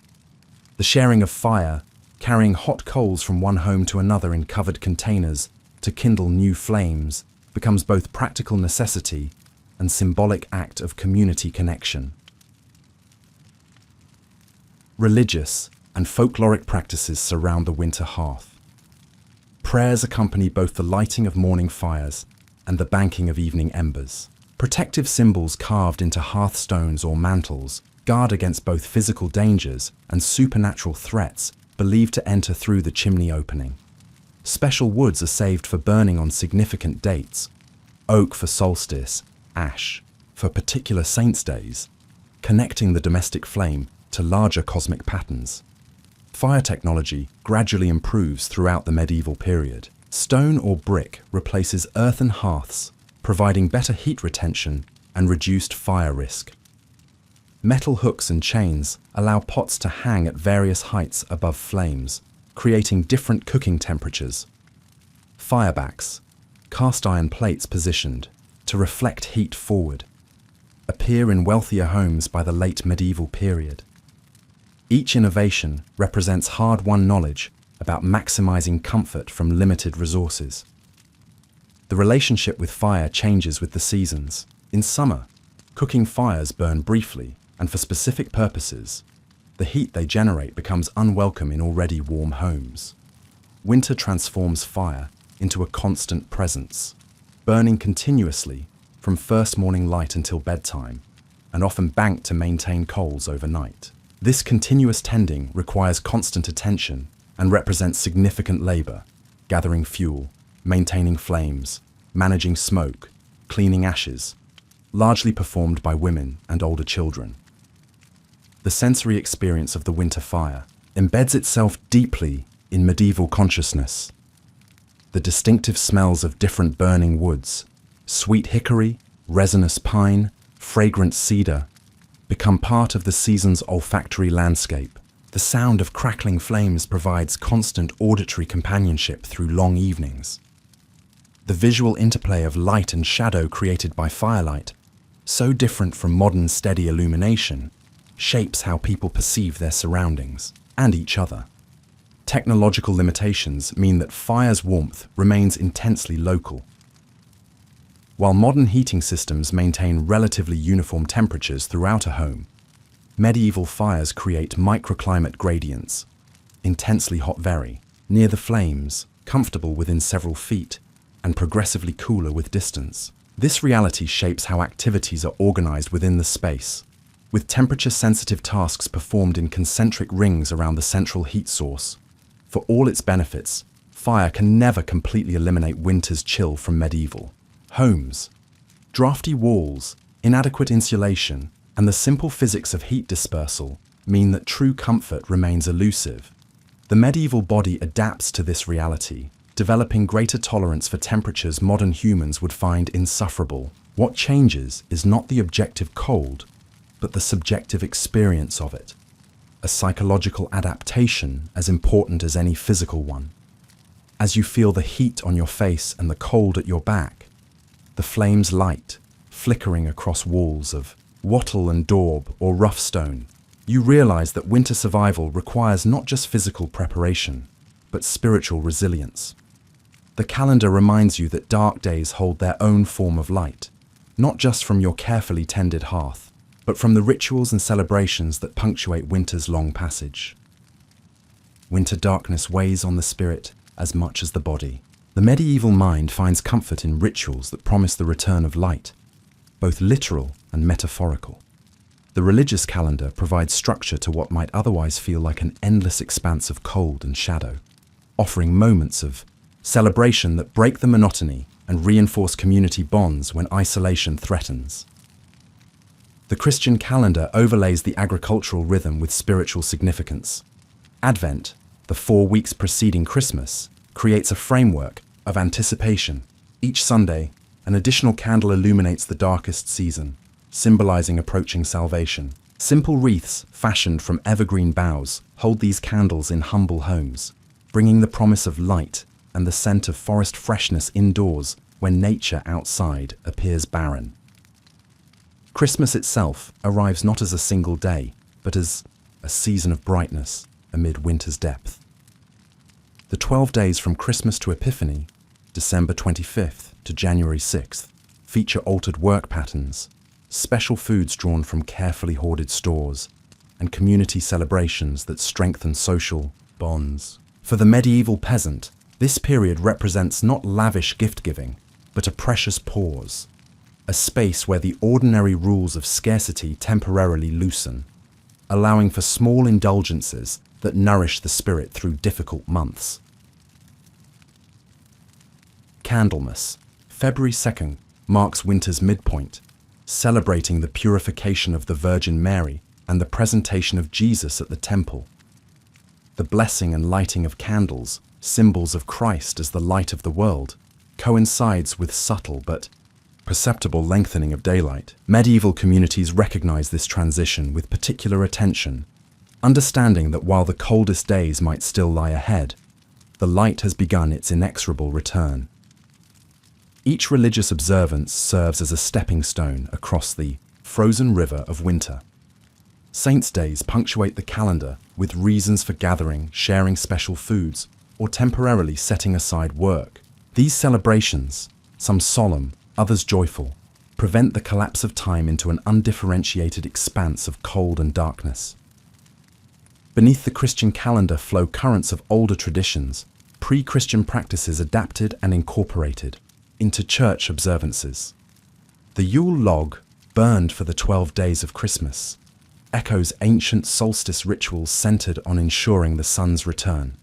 Selected with care months in advance, and sometimes decorated with herbs or carved with symbols, this massive log burns slowly, providing both practical warmth and symbolic continuity between seasons. Some households keep a portion unburned to be used in lighting the next year's log, creating an unbroken chain of fire from year to year. Solstice celebrations, officially discouraged but practically unavoidable, disguise themselves within saints, days that fall near the year's shortest day. The need to acknowledge this astronomical turning point runs too deep in human consciousness to be entirely suppressed. Medieval communities find ways to mark this pivotal moment while remaining within acceptable religious boundaries, lighting additional candles, preparing special meals, or engaging in traditional activities reframed within Christian contexts. Evergreen. Boughs brought inside to decorate homes remind inhabitants of life's persistence through winter's apparent death. Holly, ivy, and pine, plants that remain verdant when others lose their leaves, become powerful symbols of endurance and resurrection. Their presence indoors creates small islands of colour and scent that refresh the spirit during months of sensory deprivation. Community celebrations punctuate the winter calendar, briefly breaking the monotony of winter diet and routine. Village. Feasts, often associated with saints' days or agricultural milestones, bring people together despite difficult travel conditions. The shared experience of special foods, perhaps a communal pot where each family contributes something to the meal, reinforces social bonds at precisely the time when isolation threatens community cohesion. Such gatherings serve practical purposes beyond the spiritual, allowing neighbours to check on each other's welfare, share information about remaining supplies, and coordinate response to any emergencies. Theatrical traditions flourish during winter evenings, mummers' plays, simple dramatic presentations with stock characters, performed by villagers for their neighbours, bring laughter and social commentary to gatherings.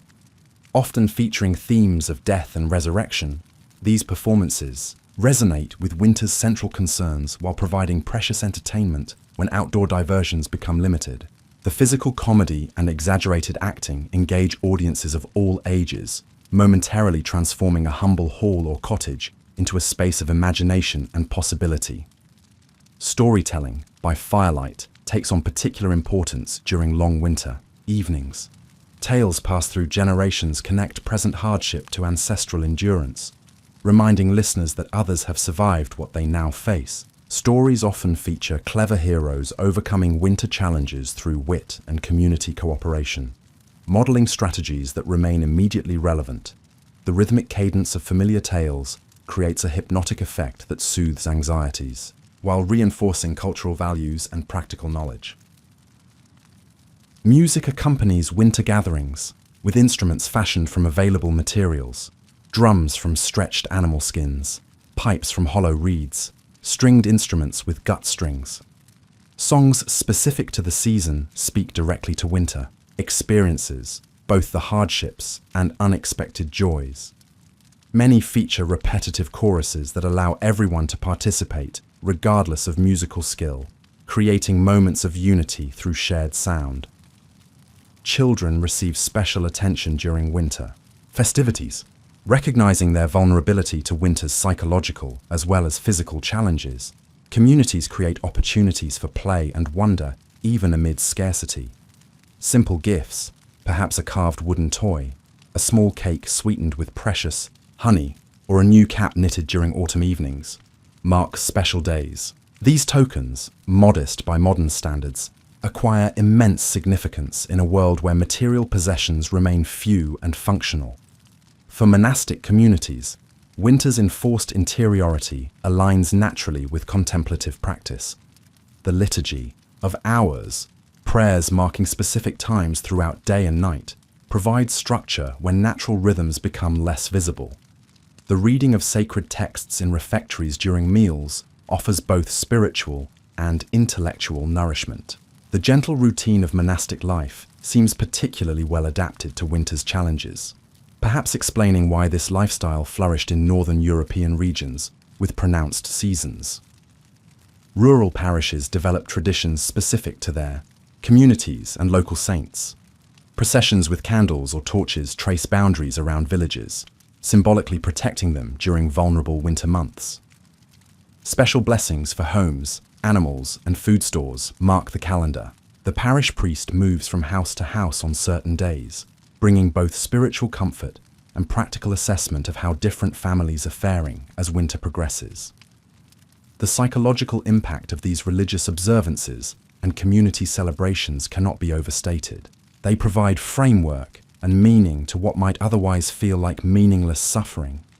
The promise of resurrection embedded in Christian teaching finds immediate resonance in the annual cycle of dormancy and rebirth. When snow covers fields that will eventually green again, the connection between natural cycles and spiritual truths becomes tangible rather than abstract. Medieval understanding recognizes no firm boundary between physical and spiritual survival. The same calendar that guides religious observance also directs practical activities. When to slaughter remaining animals, when to check food stores, when to begin preparations for spring planting. Sacred and secular intertwine completely, each reinforcing the other in a holistic approach to surviving winter's challenges. But beneath the festivals and prayers lies a practical reality, the winter work that cannot wait for spring. As holy days pass, daily needs remain. Animals still require tending. Limited but essential fieldwork awaits attention, and the presence of livestock close to human habitation creates its own demands and opportunities. As the calendar turns toward February's uncertain promise, your thoughts shift to the practical matters that will determine survival until the first green shoots emerge from the thawing earth. Yet, even as the world slumbers beneath its blanket of snow, the rhythms of faith and festivity have rekindled a spark of hope in every heart. In these moments of communal light amid darkness, you find both spiritual sustenance and the resolve to endure, knowing that the same traditions which carry you through the longest night also prepare you for the labors that lie ahead. Winter fields appear dead, yet beneath frozen soil, next year's life waits. The medieval farmer knows that barren times require the most careful tending. Though the dramatic activities of ploughing, sowing and harvesting cease, agricultural work continues through winter months, different in nature but no less essential. For survival, the apparent stillness of winter fields masks ongoing processes both natural and human-directed. Frost penetrates the soil, breaking apart clumps and clods through its expansion and contraction, performing work that will ease spring ploughing. Decomposition continues beneath snow cover, albeit slowly, gradually transforming autumn's stubble into spring's nourishment. Winter precipitation, whether as rain or snow, recharges soil moisture depleted during growing seasons. The medieval farmer understands these invisible processes not through scientific explanation, but through generations of observation passed down as practical wisdom. Limited fieldwork punctuates winter days whenever weather permits. The spreading of manure on frozen ground, carried in baskets or dragged on sleds from animal quarters to fields, represents investment in future fertility. This task, malodorous but essential, takes advantage of winter conditions.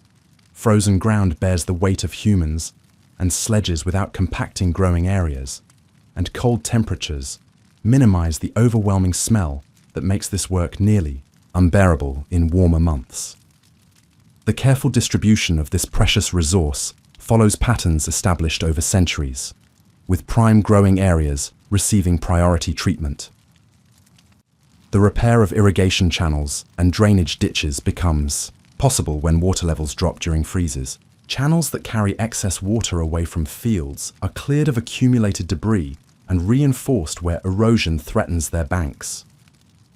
Irrigation systems, more common in Mediterranean regions than Northern Europe, undergo inspection and repair, ensuring that spring's critical water distribution will function when crops need moisture most. These water management systems, often communally maintained, require coordinated labor that winter's slower pace makes possible. Stone clearing continues, year-round, as frost heaves continually push rocks to the surface, a process farmers call the field-growing stones. These impediments to ploughing and hazards to tools are gathered and repurposed, larger ones for walls and boundary markers, smaller ones for drainage systems and road improvements. This endless task becomes meditative in winter's quiet, the cold stiffened, hands finding strange comfort in moving stones from where they hinder to where they help. Winter provides opportunity for landscape modifications too substantial to undertake during growing seasons. New terraces are constructed on hillsides, capitalizing on frost's soil-loosening effects to make the heavy earth more workable.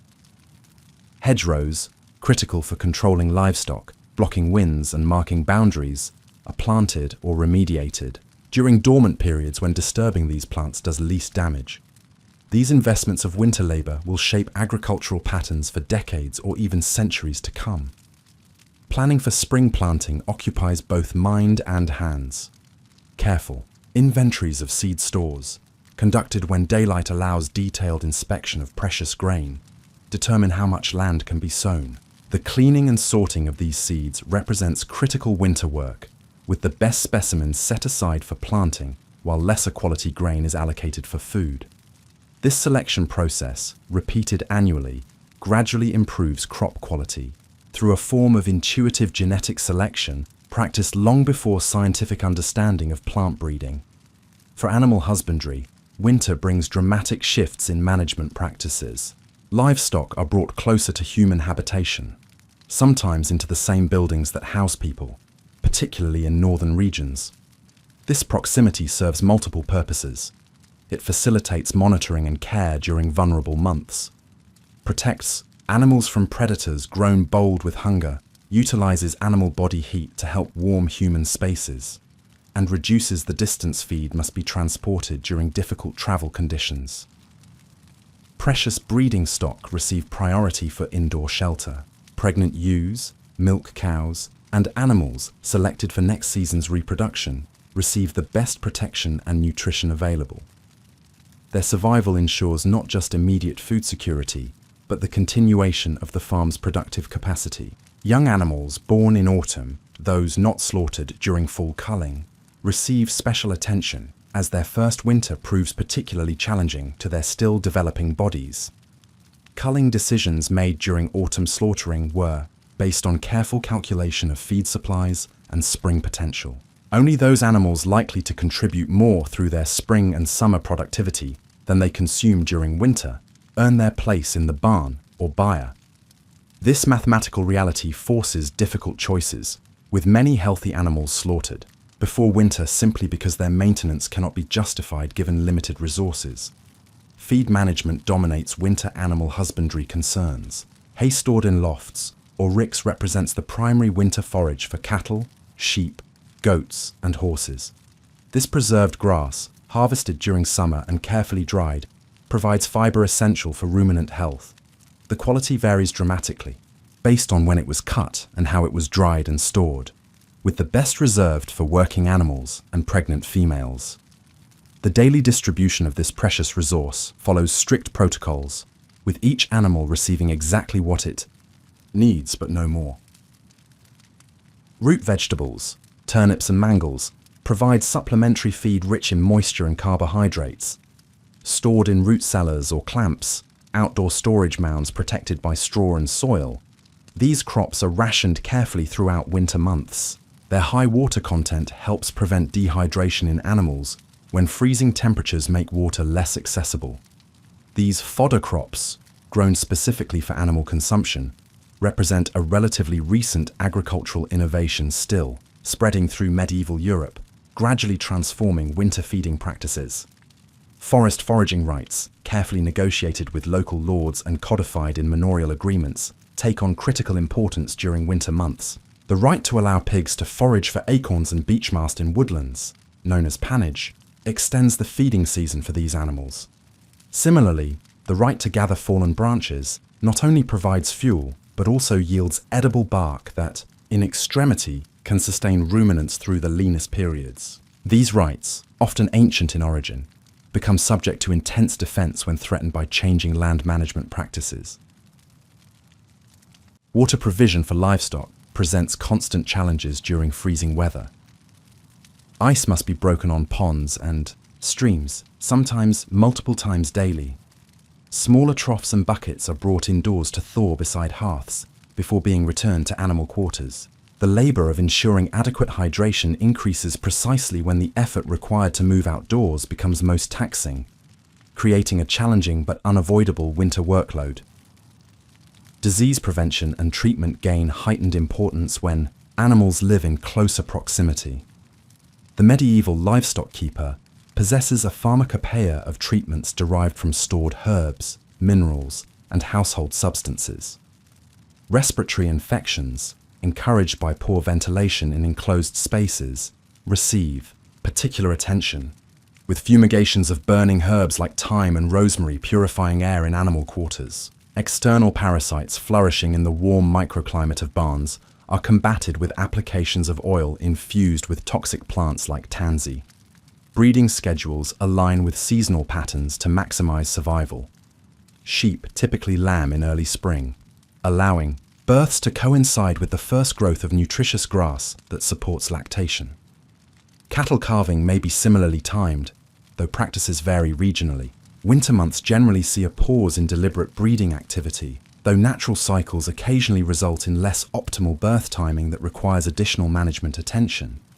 The winter care of working animals, oxen, horses, donkeys, receives particular focus. These creatures, essential for spring ploughing and transportation, must maintain sufficient condition through winter to resume heavy labor when needed. Their feed rations typically exceed those of other animals, representing investment in future agricultural productivity. Their hooves and harness points receive regular inspection and maintenance during less active periods, ensuring readiness when activity resumes. Poultry management shifts with the season. Egg production naturally decreases with reduced daylight, a biological reality accepted rather than battled against. Chickens, ducks, and geese are maintained through winter not primarily for current production, but for their spring and summer value. Their housing is often integrated with human dwellings, perhaps in lower levels of homes or in attached structures that benefit from proximity to kitchen heat. Beekeeping enters a quiet phase, with hives left largely undisturbed. Additional protection may be provided. Straw wrappings around hives or windbreaks erected to shield from prevailing winter storms. The beekeeper's winter role focuses on protection rather than harvest, ensuring colonies survive to resume pollination and honey production when flowering plants return. The integration of human and animal life reaches its peak during winter months.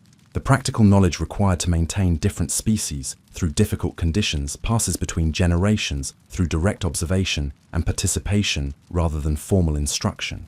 Children learn to recognize subtle signs of distress in livestock, to gauge appropriate feed quantities by eye, and to predict weather changes through animal behavior. Their education occurring not in dedicated moments, but through continuous immersion in shared work. Animal welfare and human survival intertwine completely in this seasonal relationship. The same hands that carefully measure fodder for a pregnant ewe will, in spring, assist with difficult births. The same eyes that monitor cattle condition through winter will guide breeding decisions that shape the herd for years to come. This intimate connection, increasingly foreign to modern agricultural practice, creates a web of mutual dependence that defines the medieval relationship with domesticated species. As you check on the animals in their winter shelter, feeling their warm breath in the lantern-lit darkness, listening to the rhythmic sounds of their movement and digestion, your thoughts turn to the invisible threats that winter brings. Not just cold and hunger, but the deeper dangers that lurk in wilderness and human nature alike. Fear in winter takes many forms. The howl of wolves grown bold with hunger, the crack of ice on a pond, the rattle of a cough that won't subside. For medieval communities, winter heightens vulnerability to threats both natural and human, creating a season where vigilance becomes as necessary as warmth and nourishment. The landscape itself turns hostile in ways summer travelers can scarcely imagine. Blizzards transform familiar paths into bewildering blank expanses where all landmarks disappear. Even short journeys between village and outlying barns become treacherous when snowfall or fog reduces visibility to arm's length. Stories abound.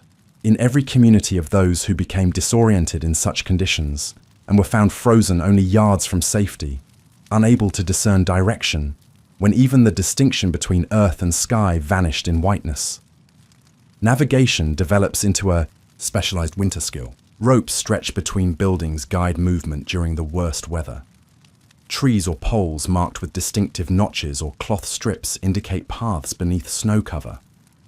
Bells rung from church towers or village centres provide auditory orientation when visibility fails. These adaptations acknowledge the deadly serious consequences of becoming lost in cold conditions, where survival time without shelter might be measured in hours. Ice creates hazards both obvious and hidden. The frozen surface of ponds and streams offers tempting shortcuts that may give way unexpectedly, particularly during thaws or where moving water creates thin spots invisible beneath snow. Tales of drownings, of children venturing onto deceptive ice, of adults misjudging strength while crossing frozen rivers, become cautionary lessons repeated with each winter's arrival. Yet the necessity of breaking ice to water livestock or collect drinking water means daily interaction with this dangerous element cannot be avoided. The ordinary actions of daily life become fraught with risk. Simply climbing to a roof to clear heavy snow accumulation might result in fatal falls. Walking paths polished to glass-like slickness by passage of many feet leads to broken limbs that heal poorly in winter conditions. The carrying of heavy water buckets across icy ground risks both the water's loss and the carrier's injury. These mundane dangers accumulate, creating a season where even the most careful individuals face elevated risk. Sudden weather shifts threaten with little warning. A mild morning might transform into a life-threatening afternoon as weather fronts move through. The medieval weather predictor, lacking barometers or satellite images, relies on observation of cloud patterns, animal behavior, and physical sensations like the peculiar stillness that often precedes storms. These traditional forecasting methods, while remarkably effective within their limits, cannot provide the advance notice modern warnings offer, creating a perpetual vigilance against atmospheric betrayal. Flooding from sudden thaws creates devastation, different from but equal to freezing. When accumulated snow melts rapidly, perhaps accompanied by rain, waterways overflow their banks with destructive force. Winter flooding proves particularly dangerous because cold water accelerates hypothermia, and ice chunks carried by floodwaters become battering rams against structures and bodies alike. Communities in flood-prone regions develop elaborate systems of drainage and elevated storage, acknowledging water's capacity to destroy months of careful preservation in a single day. Natural threats extend beyond weather to include wildlife driven to desperation by hunger. Wolves, largely avoiding human contact in warmer seasons, may approach settlements when deep snow makes their normal prey inaccessible. Their howls, carrying through still winter air, create primal fear, justified by occasional attacks on livestock or isolated travelers. Bears, though hibernating through the deepest winter, become particularly dangerous during late autumn and early spring transitions when food scarcity makes them aggressive. Even smaller predators like foxes grow bold enough to raid chicken coops within village boundaries, risking human confrontation for the reward of concentrated food sources. Human dangers parallel natural ones, with winter conditions exacerbating social tensions and criminal opportunities. Bandits understand that villages become vulnerable when deep snow limits movement and communication between communities. Isolated, farmsteads make particularly tempting targets, their winter stores representing concentrated wealth in a season of scarcity. The medieval response involves increased vigilance, night watches rotating among able-bodied adults, signals established between neighboring settlements, and sometimes the temporary relocation of outlying families into more defensible village centers during the most dangerous periods. The relationship between peasants and their lords often deteriorates during winter months. Lords who demand winter taxes despite hardship, collecting in coin when cash flow has ceased or in food when reserves run thin, create resentment that occasionally flares into resistance.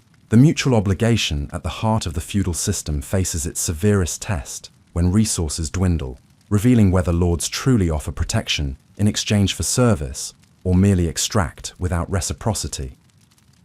External conflicts, wars between rival powers, typically pause during deepest winter when moving armies becomes impractical. But smaller raiding parties may take advantage of reduced vigilance and mobility. Villages near territorial boundaries remain particularly alert to this danger, sometimes maintaining armed patrols despite the additional energy expenditure in a season that already taxes physical reserves.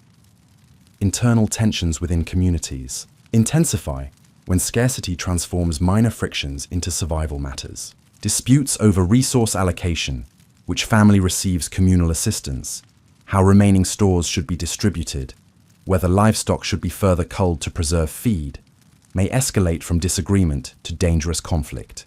Village. Elders and priests play crucial mediating roles during these periods, balancing immediate needs against social cohesion, essential for collective survival.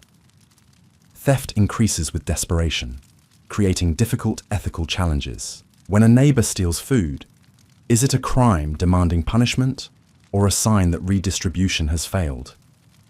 Medieval communities generally maintain stronger prohibitions against stealing from communal stores than from individual households, recognizing that shared resources represent collective insurance against individual misfortune. The thief caught taking from a neighbor might receive measured punishment, while one who raids the seed corn reserved for spring planting commits an offense against future survival itself. Fire presents a particular winter paradox, simultaneously essential for survival and uniquely dangerous. The increased use of indoor flames for heat, cooking, and light coincides with drier interior conditions and more combustible materials stored within living spaces. A house fire in summer, while destroying property, at least leaves survivors, with warm weather and rebuilding possibilities. Winter house fires often claim lives directly or through subsequent exposure, and reconstruction must wait for spring thaw.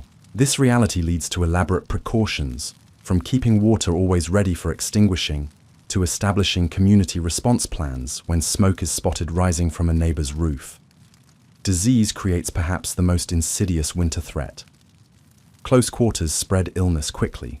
The weakened body's vulnerability to infection increases with nutritional stress and reduced vitamin intake.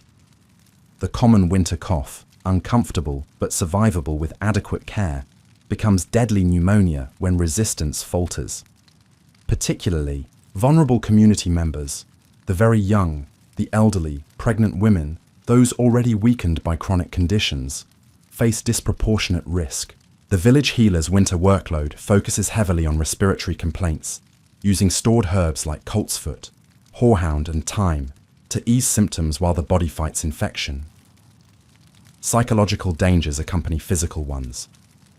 What modern medicine might identify as seasonal depression, the mind's response to reduced light and limited social interaction, the medieval person experiences as a form of winter melancholy, requiring both practical and spiritual remedies. Communities recognize the danger of surrendering to despair and develop countermeasures.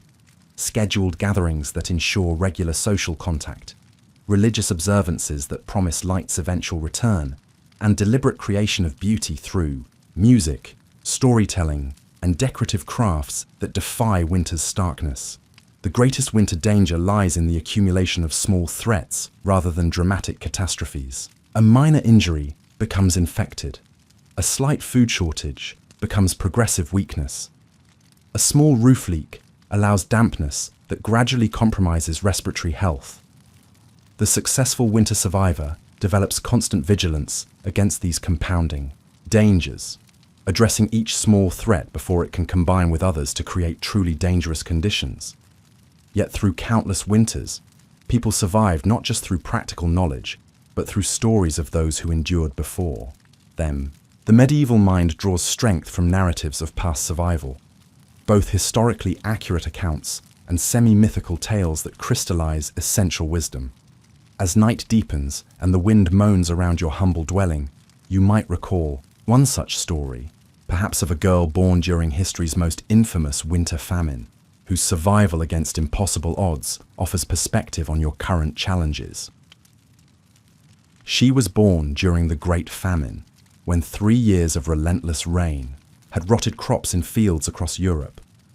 Her mother named her Hope, an act of defiance against a reality that offered precious little reason for optimism. The winter of 1316 would test this defiance to its breaking point. as it descended upon a land already weakened by hunger and despair. The winter of 1316 followed the worst harvest failure in living memory. Throughout northern Europe, grain prices had risen tenfold in just months. Villages faced starvation not as a distant possibility, but as a crushing certainty. Chronicles from the times speak of peasants reduced to eating bark, roots and grasses, foods normally reserved for livestock. Some accounts, whispered rather than spoken aloud, tell of darker measures taken by those driven to madness by hunger. Hope's family lived in a small village in the English Midlands, where the clay soil had turned to an impassable quagmire after years of unprecedented rainfall. Their usual stores, a modest collection of grain, dried peas and preserved meats, had dwindled to almost nothing by the time the first frost arrived. In normal years, this would be cause for concern. In the winter of 1316, it was a death sentence. Yet Hope's father, a man named Thomas, who had survived 3 previous famines in his 40 years, possessed knowledge that blended traditional wisdom with desperate innovation. As others in the village huddled in their homes, watching their supplies diminish day by day, Thomas led his family into the winter forest, a place normally avoided during the coldest months. "The forest provides when the field cannot," he told. Hope's mother, who carried the infant wrapped against her chest, the child's warmth a small comfort against the biting cold. Thomas had learned from his own grandfather that hunger required looking at the landscape with different eyes, seeing food where others saw only wilderness. He harvested the inner bark from birch trees, bitter but nourishing when dried and ground into a coarse flour. He knew precisely which trees could survive this partial stripping and which would die, ensuring that this emergency measure would not destroy future resources. Hope's mother, Agnes, gathered frozen rose hips that still clung to bushes there, withered red forms containing precious vitamin C that would keep the deadly scurvy at bay. Together they dug beneath the snow to find acorns missed by foraging animals. These they collected in baskets woven during autumn evenings. Back in their one-room home, Agnes soaked the acorns in running water for days, leaching out the bitter tannins that could cause sickness. The resulting meal, when mixed with their dwindling barley flour, produced a bread that was heavy, dark and unpleasant, but sustaining. Their methods raised eyebrows in the village. Some considered venturing into the winter forest foolhardy. Others viewed the strange foods with suspicion. The village priest warned that desperation was leading them away from Christian practice. But as January deepened and the first villagers, always the very young and very old, began to succumb to cold and hunger, attitudes shifted. Other families began to follow Thomas into the forest, learning his techniques through observation and tentative questions. Agnes found herself teaching neighbours how to prepare foods they would have rejected months earlier. Knowledge spread throughout the community, which lichens could supplement a meal, which tree buds could be boiled into, tea, how to set snares for the rabbits and squirrels that somehow managed to survive when larger animals perished. The manor lord, himself struggling with diminished stores, made an unusual decision that winter. Rather than demanding the usual winter taxes in coin or goods, he opened the deer park to controlled hunting by villagers. This unprecedented move, born not of generosity, but pragmatic recognition that dead peasants paid no taxes at all, saved many lives. Thomas joined hunting parties that brought back precious venison to be shared among families. Yet even with these measures, suffering was immense. Hope's family awoke one February morning to find their elderly neighbour had passed in the night, her body found frozen by her cold hearth. Children grew thin, their bellies distended from malnutrition. The village lost its blacksmith to a fever that his weakened body couldn't fight. Each death was marked with increasingly sparse funeral rites, as the priest himself grew too weak to perform full services. Hope herself nearly joined the mounting death toll. In late February, the infant developed a rattling cough that shook her tiny frame.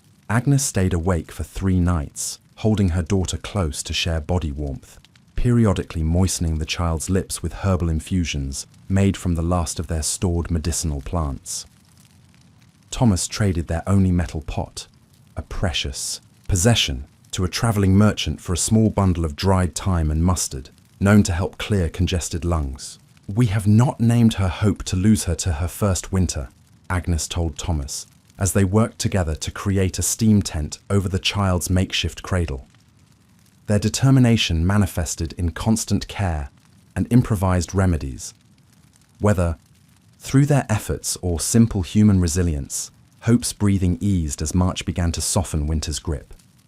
By spring's arrival, a third of the village had perished. Fields that should have been busy with planting lay empty as survivors lacked the strength or seed to begin the agricultural cycle anew. Help came in unexpected form when the bishop of the diocese, having heard reports of catastrophic loss throughout his jurisdiction, released grain from church storehouses, an action that likely prevented complete devastation. Hope's survival became legend in the years that followed, a story told beside winter fires as a reminder that endurance sometimes required terrible choices and unfamiliar paths, but was always possible.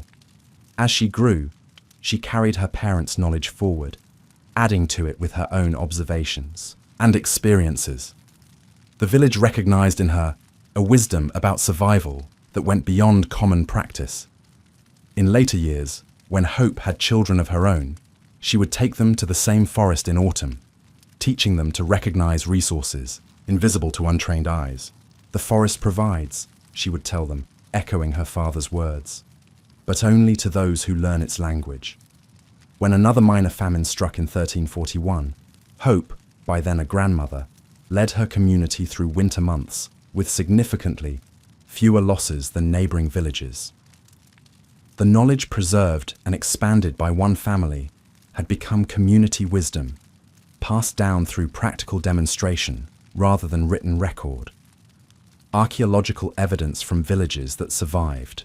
The Great Famine shows unusual wear patterns on grinding stones, indicating the processing of non-grain foods. Pollen samples from human remains reveal traces of plants not normally consumed as food.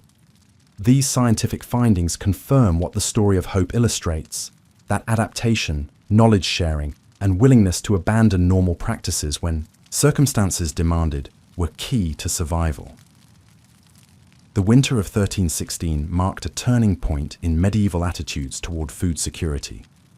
In its aftermath, many communities diversified their food production, expanded storage facilities, and formalized systems for supporting vulnerable members during crisis. Hope's village established one of the earliest documented hunger funds, a community-managed store of grain maintained even in good years, specifically reserved for times of shortage. As the medieval era progressed, such innovations, born from the harsh lessons of famine winters, gradually increased resilience against climate unpredictability.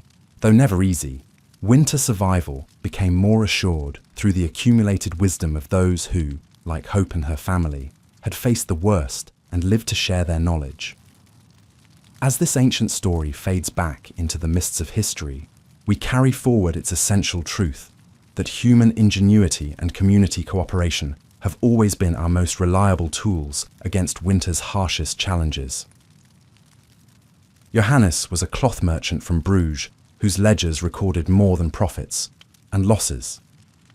In the margins of his account books, between notations of wool purchases and silk sales, he kept meticulous notes on how different regions faced winter's challenges. Born to a merchant family with trading connections stretching from Scandinavia to the Mediterranean, Johannes had travelled since boyhood, developing an unusual curiosity about the mundane details of survival that most travellers overlooked.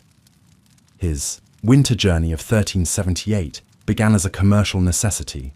Fabrics purchased in Flanders needed to reach Venetian ships before spring sailing seasons. What might have been simply an arduous business trip became, through Johannes's observant eyes, an unintentional study of human adaptation to winter conditions across medieval Europe. Departing Bruges in late November, Johannes first navigated the fog-bound lowlands, where dampness rather than extreme cold presented the primary winter challenge. In his ledger, beside calculations of cloth values, He noted how Flemish homes were constructed with steep roofs to shed constant rain and elevated floors that kept living spaces above the perpetual moisture. They build as if expecting floods. Daily, he wrote, and in winter they are often right to do so. He recorded with particular interest how Flemish households managed their peat supplies, cutting and drying the dense fuel during summer months, then stacking it in precise formations that allowed continued drying while protecting from rain. A family's winter comfort can be measured in the height and construction of their peat stack, he observed. Those with haphazard piles suffer damp, smoking fires that provide neither adequate heat nor cooking temperature. As December deepened and his journey took him eastward into the German territories, Johannes encountered the first heavy snows. Here, he noted regional variations in snow management that reflected different priorities. In trading towns, narrow streets were cleared regularly to maintain commerce, the snow piled high against building walls where it actually served as additional insulation. In farming villages, paths were maintained only between essential structures, homes, barns, and wells, with all other areas left untouched, preserving precious soil moisture for spring planting. Johannes spent the Christmas season in a modest-sized town near Cologne, where he observed winter celebrations that balanced religious devotion with practical concerns for community welfare. Most fascinating, he wrote on the Feast of St. Stephen, is the requirement that all who attend the feasting must bring a bundle of firewood equal to their forearm's length. These are collected not for immediate use, but stored in the church, portico for distribution to widows and the infirm throughout January. When road conditions allowed travel to resume, Johannes faced the most dangerous portion of his journey. Crossing the snow-covered Alps in the heart of winter, he joined a convoy of experienced mountain guides who led travelers through passes that remain navigable year-round, though treacherous. Here, his notes shift from observation to visceral experience as he confronted cold unlike anything in his Flemish experience. The mountain villages wear not 1 or 2 layers, but 5 or more, he recorded with evident surprise. Their outermost garments are smeared with animal fat that repels snow and breaks the cutting wind. They showed me how to wrap my feet in rabbit fur before placing them in boots, a technique that saved my toes when others in our party suffered frost's bite. He marveled at alpine homes built into hillsides, using Earth's natural insulation on 3 walls and facing the 4th toward the winter sun. These dwellings featured stone construction on the ground level, often housing animals whose body heat contributed to warming the human living spaces above. Most impressive to Johannes were the sophisticated smoke management systems that allowed fires to burn constantly without suffocating inhabitants. The chimney constructions here put northern cities to shame, he noted. Through carefully placed openings and small wooden flaps that can be adjusted precisely, they direct smoke up and away while keeping heat circulating through the home. I have never slept so warmly in winter and awoken with lungs so clear. Johannes recorded mountain communities' reliance on food preservation techniques perfected over generations. Entire cattle were slaughtered at first frost, then preserved through a combination of smoking, drying, and freezing in specially constructed ice houses. Cheeses aged in cool caves provided essential fat and protein through months when fresh milk was unavailable. Rye bread, baked hard enough to last months without molding, was softened in broths made from preserved meats and dried vegetables. By February, Johannes had descended from the Alps into the northern Italian peninsula, where winter presented itself not through snow and ice, but through bone-chilling dampness and frequent freezing rain. Here his notes reflect surprise at preparations that differed dramatically from northern Europe. In Tuscan farmhouses, he observed olive groves protected from killing frosts by smoky fires maintained throughout the coldest nights. The precious trees, representing generational investments, received more winter protection than many farm animals. The farmers explain that a cow can be replaced in a year, but an olive tree requires a decade before providing meaningful harvest, he wrote. Their winter priorities reflect this long view. In the countryside north of Florence, Johannes encountered an elaborate system of winter crop protection. that allowed harvesting of certain vegetables even in January. They cover garden rows with frames of bent willow, then drape these with woven straw mats each evening, he observed. Each morning, even after frost, they roll these coverings back to admit sunlight. Through this daily ritual, they maintain a supply of winter greens that prevents the scurvy so common in northern regions. Reaching Venice by early March, Johannes found himself in perhaps the most challenging winter environment of his journey. The lagoon city, built on wooden pilings driven into shallow water, contended with winter humidity that penetrated stone and wood alike. Here his merchant's eye noted the economic impact of winter conditions. How goods had to be stored on upper floors away from flooding tides. How winter humidity required specialized storage techniques for precious fabrics and spices. In Venetian homes, he admired raised floors that kept feet above the damp and specialized plaster mixtures that resisted mold growth. Most ingenious are the small copper braziers found in every room, he wrote. Rather than attempting large fires impossible to maintain in this damp environment, Venetians rely on many small heat sources moved throughout the day to where people gather. Bedding is always warmed before use and never allowed to touch outer walls where moisture collects.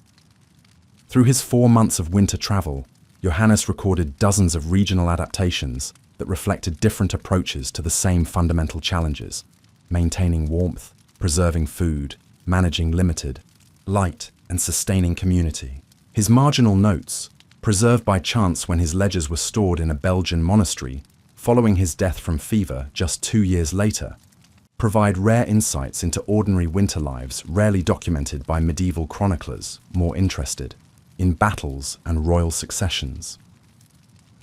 The final entry in his winter journey ledger, written in Latin rather than his usual vernacular, translates with elegant simplicity. All endure differently, yet the essence remains: preparation, adaptation, community. Winter's lessons apply to all human endeavors. The merchant who understands how people survive winter understands all markets, all needs, all human priorities. Johannes never wrote the practical travel guide he sometimes mentioned in his notes, a compendium of winter survival techniques from across Europe. Yet his observations, recorded without intention of publication or posterity, serve modern historians as a rare window into the lived experience of medieval winter survival. They remind us that knowledge often flowed along trade routes, carried by observant travelers who, like Johannes, found universal human connections in the most mundane details of daily survival. The stone was unremarkable at first glance: flat, roughly circular, blackened by countless fires. Archaeologists found it in the remains of a 13th century peasant home in Yorkshire, England. Such hearthstones were common features in medieval dwellings, providing a stable, heat-resistant base for cooking fires. What made this particular stone extraordinary were the marks carefully carved into its surface, deliberate patterns that had survived centuries buried beneath later construction. Around the edges of the stone ran a series of small symbols representing the months of the year, simplified drawings of agricultural activities, celestial positions, and saints' days created by someone with limited artistic skill but clear purpose. In the center was carved a distinctive mark that archaeologists identified as a family symbol, similar to those found on tools and boundary markers throughout the region. Between these outer calendar markings and central identifier lay the most intriguing feature: concentric bands filled with tallies, crosses, circles, and lines arranged in what appeared to be a complex recording system.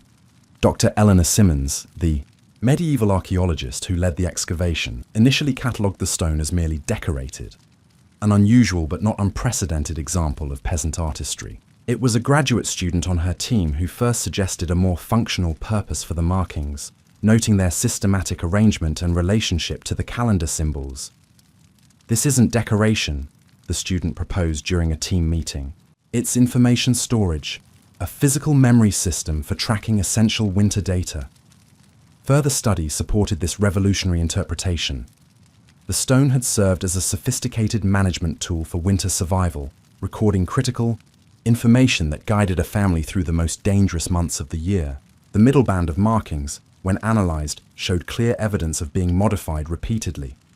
Small areas had been carefully smoothed and recarved multiple times, while maintaining the integrity of the overall system. Comparison with similar stones found in subsequent excavations throughout Northern Europe confirmed a pattern. These were not mere decorative objects, but functional tools. Medieval spreadsheets carved in stone, designed to track resources when survival depended on careful management of limited supplies.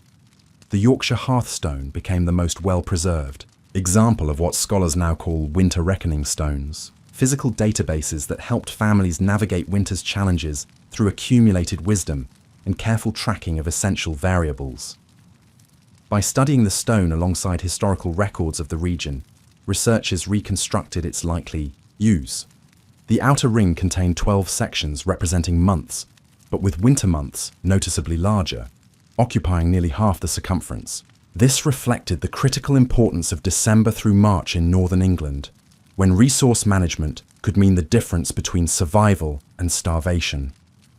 Within these enlarged winter sections, detailed markings indicated likely fuel consumption rates. Radiating lines showed what appeared to be maximum and minimum usage guidelines based on the severity of conditions. Small hollows carved at intervals likely held movable markers, pebbles or small wooden pegs, that tracked actual consumption against these guidelines. Another band contained marks interpreted as food inventory management. Different symbols represented various preserved foods: grain, dried meat, salted fish, preserved vegetables, with tally marks that could be modified as supplies diminished. Particularly ingenious was a spiral pattern that scholars believe represented the carefully calculated rate at which stored food should be consumed to last until spring. Deviations from this planned rate would be immediately visible, allowing the family to adjust portions before crisis developed. Most poignant were small markings near the center that appeared to track individual family members' health and condition. Simplified human figures with various notations likely monitored weight loss, symptoms of nutritional deficiencies, and vulnerability to cold, early warning indicators that would prompt interventions before conditions became critical. What makes this stone remarkable isn't just its practical function, explained Dr. Simmons in her published analysis, but what it tells us about medieval cognitive approaches to resource management. This family wasn't simply reacting to winter challenges. They were proactively planning, measuring, and adjusting strategies based on accumulated data. It's a level of systematic thinking we rarely associate with medieval peasants. Carbon dating and stratigraphic analysis revealed another extraordinary aspect of the hearthstone. It had been in continuous use for approximately 170 years, passed down through multiple generations of the same family. The central family mark showed subtle modifications over time, likely reflecting changes in the family structure through marriages and inheritances, but maintained core elements that preserved continuity. This wasn't just a practical tool, noted Dr. Simmons. It was a physical embodiment of generational knowledge transfer. Each winter's experiences refined the system, with successful strategies literally carved into stone for future reference.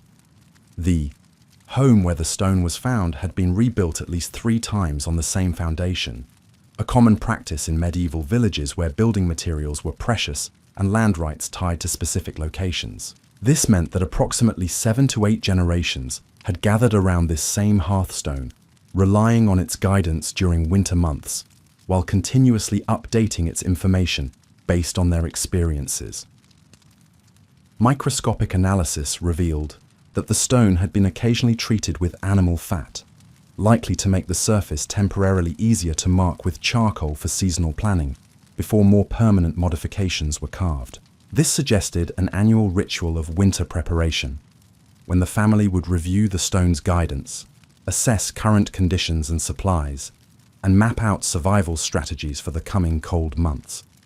What emerged from this analysis was a picture not of passive endurance, but active management. A medieval family applying sophisticated systems, thinking to their most pressing survival challenge. The hearthstone represented not just record-keeping, but forecasting, with marks interpreted as predictions of winter duration based on observed natural signs and historical patterns. The presence of similar stones throughout Northern Europe suggested this wasn't an isolated innovation, but a widespread practice. Though the Yorkshire example remains the most complete and well-preserved, the practice appears to have declined in the late medieval period, possibly due to increasing literacy among peasants who began keeping written records, or changes in housing construction that moved hearths from central positions to walls. Perhaps most significant was the stone's location within the home, directly beneath the cooking fire, that provided both warmth and nourishment. The hearthstone wasn't stored away like a modern reference book, observed Dr. Simmons. It was positioned where family members would see it daily, where decisions about fuel use and food consumption were made, where the physical reality of winter survival was most acutely experienced. This positioning reflected the medieval approach to knowledge, practical, integrated into daily life, and communally shared. The stone would have been visible to all family members, from the eldest grandmother to the youngest child, old enough to understand its significance. Knowledge of winter survival wasn't specialized information held by a single individual, but shared understanding accessible to everyone whose life depended on it. The winter hearthstone represents the medieval approach to winter: practical, communal, attuned to patterns, not just enduring cold days, but navigating them with accumulated wisdom. It stands as testament to the sophistication of supposedly simple medieval peasants, whose survival required complex systems thinking rarely acknowledged in historical accounts.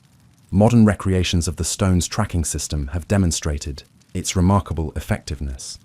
When researchers simulated typical medieval resource constraints and used the stone's method to manage theoretical supplies, the system consistently prevented catastrophic shortages while maintaining adequate nutrition. Throughout winter months, we tend to romanticize medieval life or dismiss it as primitive, concluded Dr. Simmons. The winter hearthstone challenges both perspectives, revealing a clear-eyed pragmatism coupled with multi-generational planning. These weren't people passively accepting fate, but actively managing their survival using tools that remained effective for centuries. As the physical artifact rests now in climate-controlled museum storage, its practical wisdom lives on through scholarship that has fundamentally changed our understanding of medieval cognitive approaches to seasonal challenges. The anonymous family who carved and used this stone could never have imagined that their practical tool would someday illuminate the sophisticated thinking of an era too often dismissed as superstitious and simplistic. The hearthstone reminds us that survival has always required both practical knowledge and systematic thinking, a lesson as relevant in our time as it was in medieval winters long past. And now you drift back to your bed in the present, carrying echoes of medieval winters.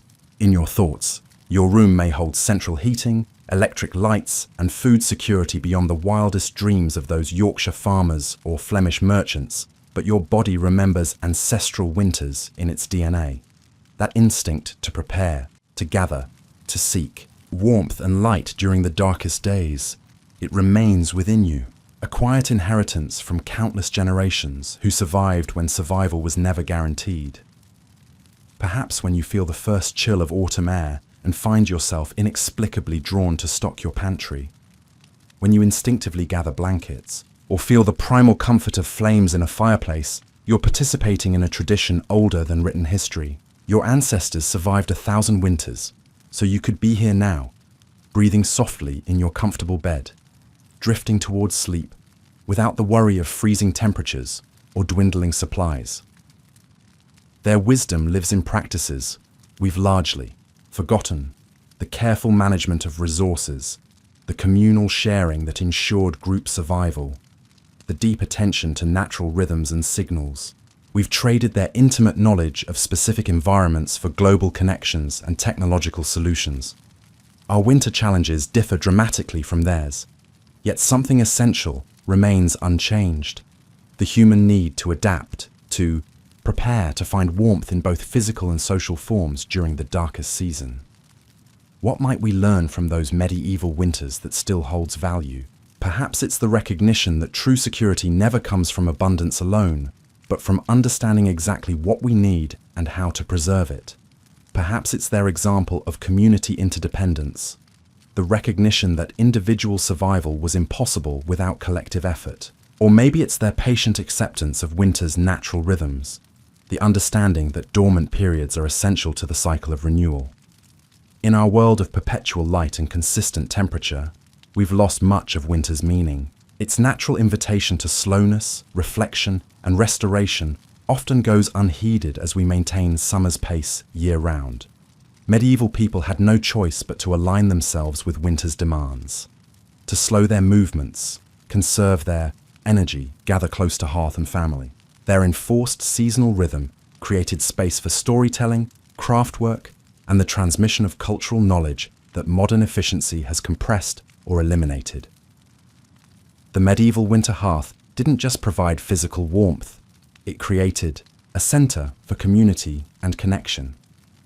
Families who spread across fields during working seasons gathered tightly around limited heat sources during winter evenings.